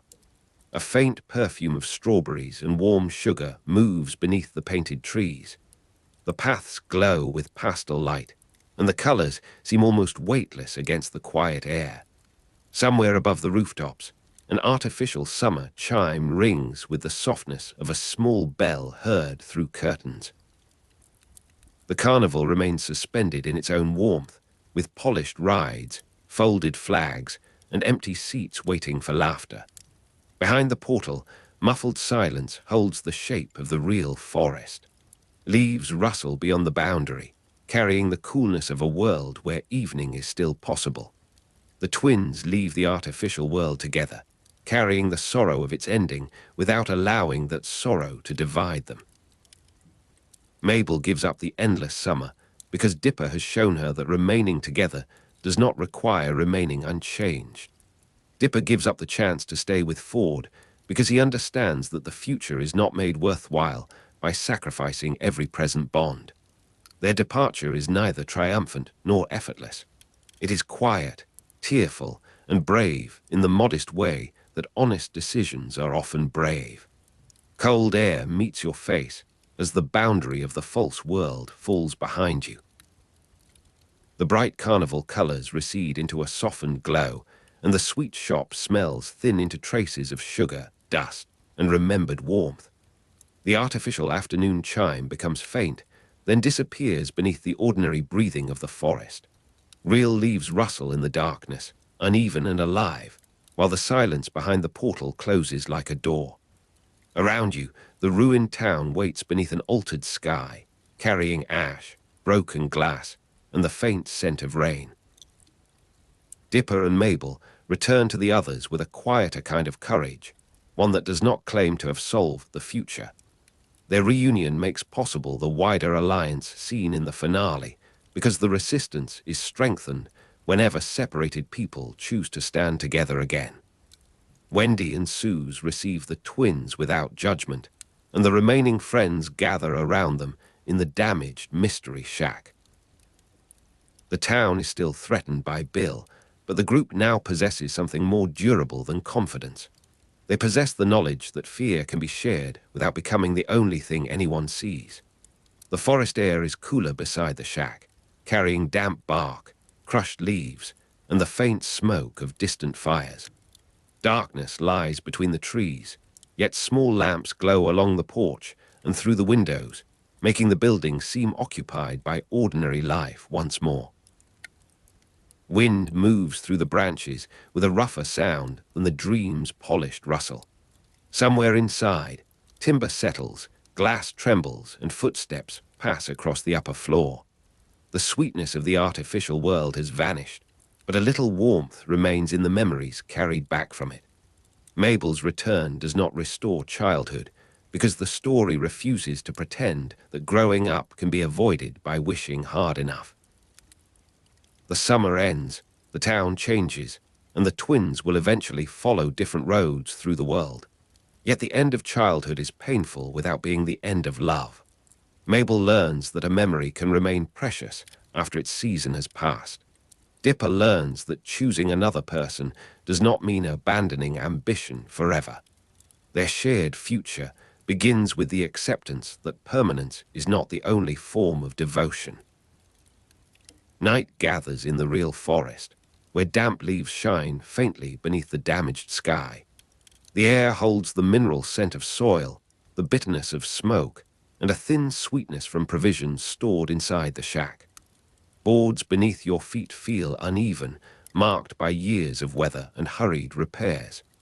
Branches brush against one another overhead, making a low, irregular music that no artificial world could perfectly imitate.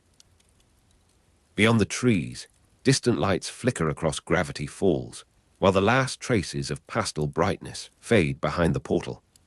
The Friends' reunion prepares the town for its final attempt to resist Bill, and each person now stands within a larger pattern of loyalty. Dipper and Mabel are together again. Wendy and Suze remain at their sides, and the mystery shack gathers people who might otherwise have faced the night alone. Their alliance does not erase exhaustion or guarantee victory. It gives their fear a direction, turning private grief into shared purpose.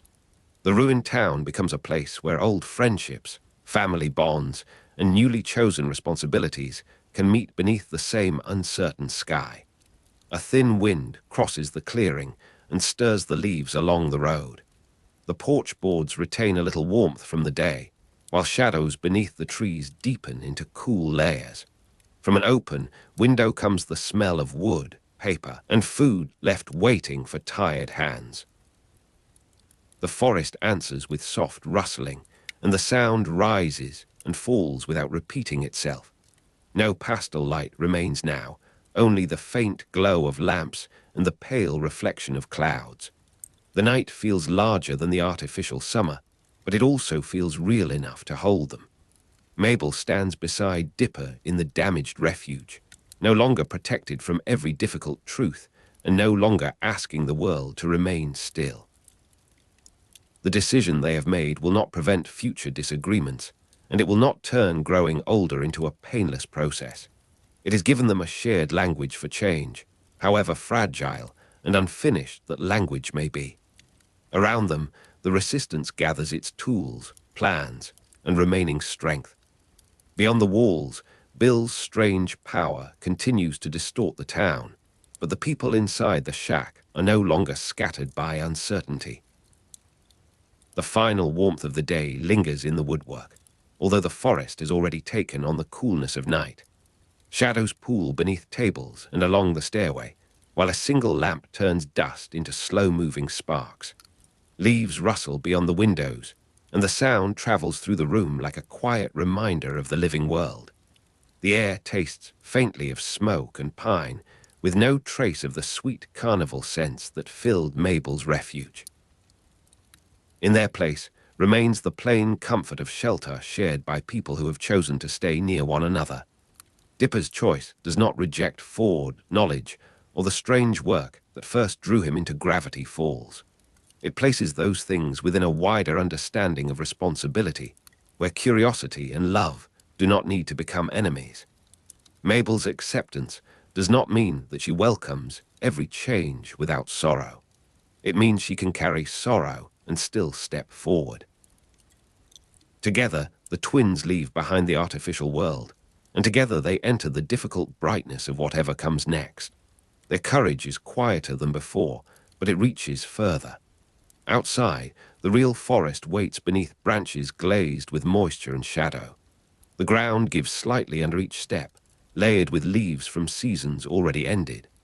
Cool air passes through the clearing, carrying the smell of bark, distant smoke, and earth settling for the night. The ruined town remains visible between the trunks, its broken shapes softened by darkness. Somewhere behind you, the portal's silence closes completely, and the last memory of its pastel light disappears among the trees. Only the ordinary rustle of leaves remains. The resistance now possesses the twins' joined presence, and that presence changes the shape of the coming struggle. Mabel brings the warmth of imagination without requiring the world to become unreal. Dipper brings the discipline of knowledge without allowing knowledge to sever him from affection. Wendy and Suze stand with them, having offered support without claiming authority over their future. The group moves towards the final attempt against Bill with no guarantee that the town can be saved. They move because remaining together has become its own form of strength. The mystery shack settles into the deepening dark, its walls holding voices, footsteps, and the faint creak of old timber. Wind passes across the roof and slips through the trees, where leaves answer in layered whispers. The lamps inside cast amber rectangles onto the ground, contrasting with the cold blue darkness beyond them.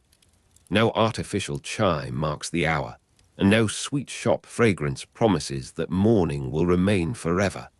The real night is less perfect, yet its roughness gives every warmth a shape that can be felt. Mabel and Dipper stand among their friends as the forest surrounds the shack, and the town waits beyond them beneath Bill's altered sky. The summer has ended, but the love formed during it has not vanished with the light. A choice has been made, a refuge surrendered, and a family has found its way back into the same damaged room. Around you, leaves rustle as the real forest waits outside. Within the refuge, familiar names are spoken again, and the next movement of the resistance begins in the quiet space between fear and courage. You are beneath the familiar roof of the mystery shack, where the survivors gather for one final evening beneath the altered sky. The walls lean around you with their usual creaks, while lantern light rests upon dusty displays, wooden beams, and shelves crowded with curiosities. Beyond the windows, Gravity Falls remains enclosed by a strange barrier, and the forest stands quietly beneath Bill Cipher's influence. Inside, however, familiar faces draw close around a table, sharing maps, tools, warnings, and the last fragments of hope. The Pines family sits among friends, neighbors, and former rivals, because the plan against Bill depends upon the cooperation of the whole community. No single strength can reach the center of his power alone. Every friendship made during the summer becomes part of the resistance, and every small act of courage finds its place within the design. Cold dawn light has not yet reached the valley, though a pale suggestion of morning lies beyond the trees. The smell of pine resin mingles with wet earth, old timber, and the faint sweetness of dust warmed by lantern flames. Beneath your feet, the floorboards hold the uneven polish of many years, worn smooth along the paths taken by Stan, Ford, and the twins. Paper rustles softly as plans are unfolded, and someone moves a chair across the floor with a patient wooden scrape. Outside, branches brush against the shack, making a low whisper that passes from one side of the building to the other. A bus engine idles somewhere beyond the trees, distant and steady, waiting for the road out of town. Its subdued vibration enters the room almost unnoticed, like a promise that another morning still exists. Around the table, the final plan takes shape through many hands and many memories. The survivors understand that Bill's strength is greatest, while fear remains scattered, isolated, and private. They therefore arrange themselves as a community, each person carrying one necessary part of the resistance. The Pines family provides the center of the plan, while the wider community supplies movement, distraction, protection, and the stubborn human presence Bill has never learned to respect. The attack must weaken his control over the pyramid, the enormous structure where his power has gathered itself around the town. As the resistance advances, the pyramid becomes vulnerable, and the strange order imposed upon Gravity Falls begins to loosen. Within the transformed center of Bill's power, Stan and Ford will face the consequences of their shared past, while the twins stand near the future their family has struggled to preserve. The roof above you settles beneath the weight of the night, sending a gentle tremor through the rafters. A cool draft moves along the floor and carries the scent of damp leaves through a gap near the door. On the table, pencil marks cross one another in pale grey lines, while folded photographs rest beside tools whose purposes are known only to a few. The lanterns burn with small golden halos, and their light gathers in the scratches of the wood. Somewhere in the shack, a pipe ticks as it cools, followed by the soft shift of a hanging sign. Outside, the pyramid rises beyond the trees, hidden by darkness yet present in every strained silence. The forest waits without movement, and the road remains black beneath the branches, leading away towards the distant world beyond the barrier. The resistance moves beneath the familiar roof with a quiet discipline that does not resemble military command. Dipper studies the symbols, Mabel guards the small objects needed for the final arrangement, and their allies prepare to enter danger together. Stan and Ford stand apart for a time, surrounded by years of resentment, guilt, and words that were never spoken correctly. Their shared past has shaped the entire summer, from the hidden journals to the opening of the portal, and from the portal to Bill's arrival. Yet the final plan requires them to act as brothers who choose one another over old grievances. Ford understands that knowledge alone cannot repair what has been broken. Stan understands that bravado cannot shield a family forever. Between them, the twins wait in silence, and the last distance between the brothers begins to narrow. A thin line of grey appears beyond the eastern pines, touching the upper branches with colorless light. The air near the door feels colder than the room, carrying moisture from the dark soil and the clean bitterness of resin. On a nearby shelf, A glass case holds objects softened by handling, their edges dulled by countless fingers and years of use. The photographs beside them have become similarly gentle, their surfaces clouded by touch, and their corners curled from being carried and unfolded. You can almost hear the paper breathe whenever someone lifts a picture and lays it down again. Beyond the shack, the bus continues idling, its engine turning patiently in the mist. The low mechanical rhythm mingles with distant birdsong, and the road out of Gravity Falls begins to gather the first uncertain light. When the resistance finally moves, the plan succeeds through accumulated friendships rather than through one hero's strength.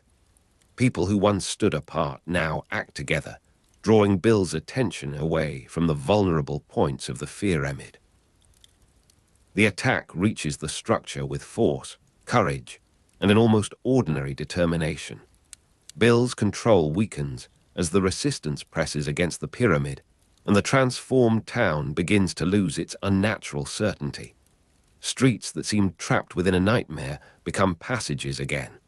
Shapes that had obeyed Bill's imagination falter, and the sky above Gravity Falls trembles beneath the strain of his diminishing authority.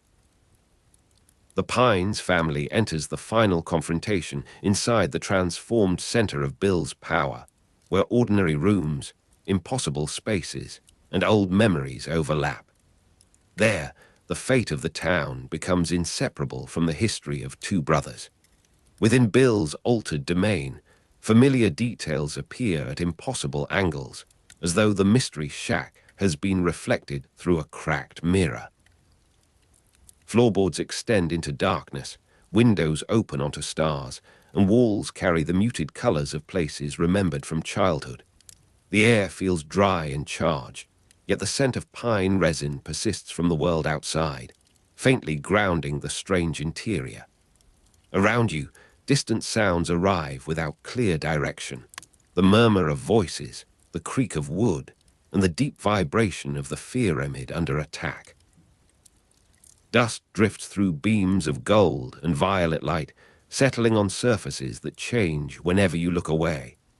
In the midst of this shifting center, family photographs seem almost solid, their softened edges holding a quiet resistance against the vastness surrounding them.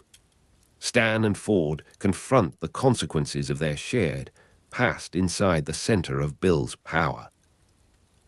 Their arguments, mistakes, ambitions, and years of separation stand before them as more than recollections, because Bill has made every unresolved wound into a weapon. Ford sees how his pursuit of knowledge helped open a door that should have remained closed. Stan sees how anger and pride carried him far from the family he meant to protect. Neither brother can erase the damage between them, and neither can return to the moment before their lives divided. They can only decide what their history will mean now. Choosing one another becomes more important than winning an argument that began decades earlier. As the twins remain close, Stan and Ford finally act as brothers, placing their family above the grievances that once seemed stronger than affection. The strange chamber grows brighter, though the light has no warmth, and the surfaces around you shimmer like water beneath a restless moon. A fine ringing trembles through the floor, accompanied by the muffled impact of resistance striking the pyramid from outside. Dust rises in slow spirals and hangs above the ground, while fragments of paper turn lazily in the air. A familiar photograph passes near your shoulder, showing faces gathered beneath a summer sky, then settles against a wall that was not there a moment earlier. From somewhere beyond, the chamber comes the scent of wet earth, unexpectedly fresh against the dry metallic atmosphere. The world outside continues to exist, patient and green, while the transformed center struggles to contain the memories of the family standing within it. Stan realizes that defeating Bill requires a sacrifice no one else can make. He gives up the memories that made the summer precious, accepting that his own past may be taken in order to protect everyone else. The decision does not appear grand from the outside, because it is spoken through a look, a gesture, and the understanding between brothers who have finally stopped defending themselves. Ford uses the memory gun, and its beam removes Stan's memories of the supernatural events. The summer disappears from Stan's mind, along with the impossible creatures, the journals, the pyramid, and the family's struggle against Bill Cipher. The sacrifice defeats Bill, but it leaves Stan alive in a world he no longer recognizes. For a quiet moment, victory feels almost indistinguishable from another loss. Outside the shattered heart of the pyramid, morning begins to enter the valley in narrow bands of silver. The cold dawn light gathers on the road out of town, revealing wet stones, flattened grass, and needles scattered beneath the pines. The bus engine remains idling beyond the shack, its steady pulse softened by distance and thick woodland. You are standing where the earth smells of rain, resin, and dark roots, while fragments of the altered sky fade above the rooftops. After Bill's defeat, the barrier around Gravity Falls disappears without a sound the town can easily name. Air moves freely through the valley once more, and the mountains resume their familiar outlines. Nothing in the landscape announces triumph, yet the open horizon carries the calm weight of a door released from its hinges. Stan survives, though at first he no longer remembers the family or the summer that changed them all. His eyes move across familiar faces without recognition, and the mystery shack becomes merely a building filled with objects whose meanings have been lost. Ford remains near him, carrying the memory of what Stan surrendered and the knowledge that survival has come at a terrible price. Dipper and Mabel stand together, unable to place the summer into words small enough for someone who has forgotten it. The people of Gravity Falls do not demand that Stan recover quickly. Instead, they begin patiently restoring his past through shared stories, familiar objects, and gestures whose meaning slowly gathers around him.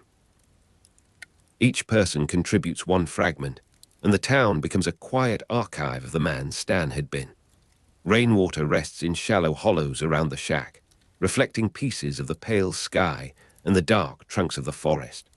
The wooden porch feels cool beneath your hands, its surface marked by old scratches, mud, and the smooth places where people have sat for years. Photographs are carried from room to room, softened by handling and warm from the palms that hold them. Their colors have faded slightly, yet the faces remain clear enough to awaken something beneath the silence. Nearby, a battered hat, a worn coat, and a familiar tool lie together on a table, each object offering its own small weight of recognition. The bus waits beyond the trees with its windows dimmed by condensation. Its engine idles in an even rhythm, while wet leaves tap gently against the road. Stan's memories return gradually, not as one sudden revelation, but as a series of small recognitions. A gesture from Ford recalls an old promise, a photograph reveals the shape of a family, and a familiar object carries the warmth of a life shared before the summer began. Stan recognizes the importance of his relationship with Ford and the twins, understanding that their bond has endured even when his mind could no longer describe it. The return of memory does not remove the damage or restore every lost moment with perfect clarity. It gives the past a place to live again, surrounded by the people who kept it safe. Ford and Stan stand together as brothers, no longer divided by the belief that one of them must be right while the other remains abandoned. Their reconciliation becomes quieter than their former conflict and therefore more lasting. The morning air grows clearer as the last traces of supernatural darkness leave the valley. Pine resin warms beneath the first sunlight, releasing a sharp green fragrance that mingles with wet earth and the clean odor of rain. Along the roadside, puddles hold pale reflections of telephone wires, branches, and the bus waiting beyond the shack. The photographs lie in a loose arrangement on a wooden bench, their surfaces dulled by touch, and their corners softened from being passed among friends. A sleeve brushes against one picture, and makes the paper whisper across the boards. Beyond the porch, the forest gives occasional signs of waking, with a crow calling once and small drops falling from the higher needles. The town appears ordinary again, though the ordinary now contains more history than it did before. The surviving community gathers around Stan, not with ceremony, but with the practical tenderness of people repairing something precious. Someone repeats a story about the shack, while another places a familiar object into Stan's hands and waits. The twins add their own memories, speaking of arguments, adventures, jokes, and the strange tenderness hidden inside ordinary days. Ford remains close enough to answer questions, though he allows Stan to discover the past through the voices of others. Gradually, the people around him become recognizable, not because every detail has been restored at once, but because affection gives their faces a place within his mind. Stan remembers the family, the summer, and the relationship that bound the twins and brothers together.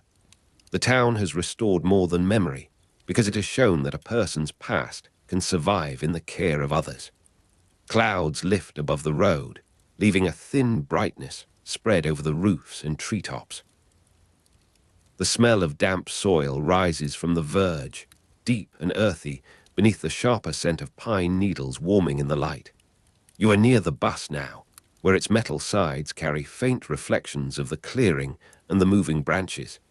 The engine idles beyond the shack with a patient, almost domestic sound, while the tires rest on gravel darkened by rain. Inside the vehicle, seats hold the quiet impressions of countless journeys, and the windows frame the forest in long rectangular pieces. A photograph rests between careful fingers, its image softened by handling, its paper carrying the warmth of the family gathered around it. The road ahead appears ordinary, though it leads away from a town that will never again be merely ordinary. The final day of summer arrives without asking the town to remain unchanged. Dipper and Mabel prepare to leave Gravity Falls by bus, gathering souvenirs, photographs, journals, and objects whose meanings have become too deep to explain. The mystery shack remains behind them, battered and familiar, while Stan and Ford continue their lives within its rooms. The twins board the bus with the understanding that returning home does not mean returning to who they were before. Gravity Falls has altered them through danger, friendship, fear, and wonder, and the town will remain part of their memories wherever the road carries them.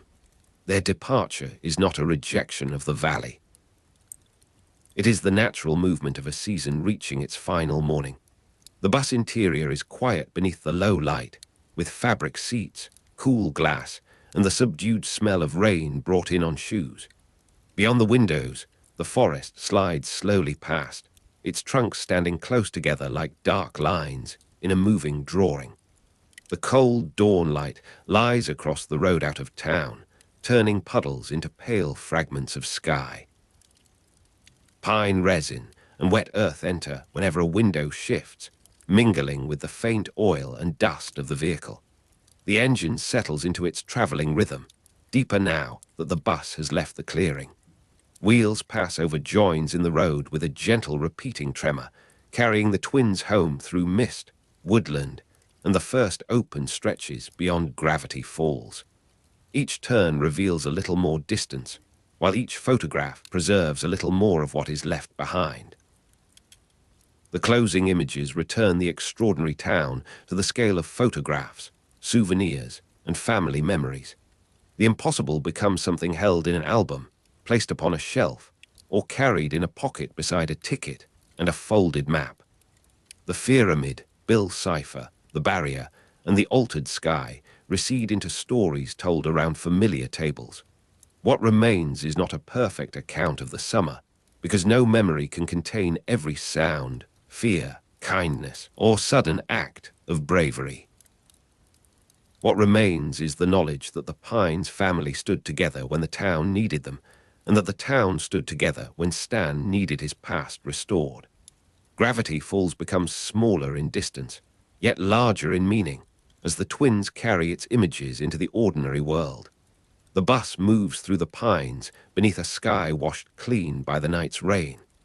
Light touches the tops of the trees first, then the roadside grasses, and finally the quiet roofs of houses scattered beyond the town. The smell of resin follows the vehicle through open windows, joined by wet earth and the faint mineral scent of the road. A photograph shifts on Mabel's lap whenever the bus turns, its surface softened by handling and its edges worn into a gentle curve. Dipper watches the forest recede, while familiar objects rest in the luggage above them, each one carrying a small part of the summer. The wheels keep their quiet rhythm, neither hurried nor hesitant, and the engine carries both twins towards home through the changing morning. The final calm does not belong simply to the defeat of weirdness, because the strange and impossible were never the whole meaning of Gravity Falls. Peace comes from carrying the summer forward, allowing its lessons to enter ordinary days without demanding that wonder remain visible at every moment. Dipper and Mabel leave the town changed, carrying courage shaped by fear and tenderness shaped by separation. Stan and Ford remain together, their shared past no longer only a source of pain. The community has learned that protection can be collective and that memories may live in many minds at once. The road home, therefore, becomes part of the ending, not an escape from the story, but a passage between one form of family life and another. Beyond the bus windows, the last dense stand of pines opens onto fields shining beneath the pale morning. Wet earth darkens the ditches, and narrow streams reflect the cold dawn light as they pass beneath small bridges. The fragrance of resin fades slowly, replaced by grass, rainwater, and the clean air of wider country. Inside, the seats tremble beneath the quiet rhythm of wheels carrying the twins home. Photographs rest among souvenirs, their colors softened by handling, while small objects lean against one another in the luggage compartment. No voice needs to rise above the engine. The road offers its long, even motion, and the landscape unfolds without urgency. Carrying Gravity Falls into memory one bend at a time. Somewhere behind you, the mystery shack remains beneath the trees, its roof and sign becoming smaller with every mile. The town holds Stan's repaired memories, the renewed brotherhood of Stan and Ford, and the traces of two children who arrived for one summer and left with a wider understanding of home. The barrier has vanished, but the connection between the Pines family and Gravity Falls does not depend upon walls or distance. It lives in photographs, familiar stories, worn souvenirs, and the quiet recognition that a place can continue within you after you have left it. The bus travels onward beneath a brightening sky, while the extraordinary town settles gently into the past. Nothing more is required of the morning except to continue.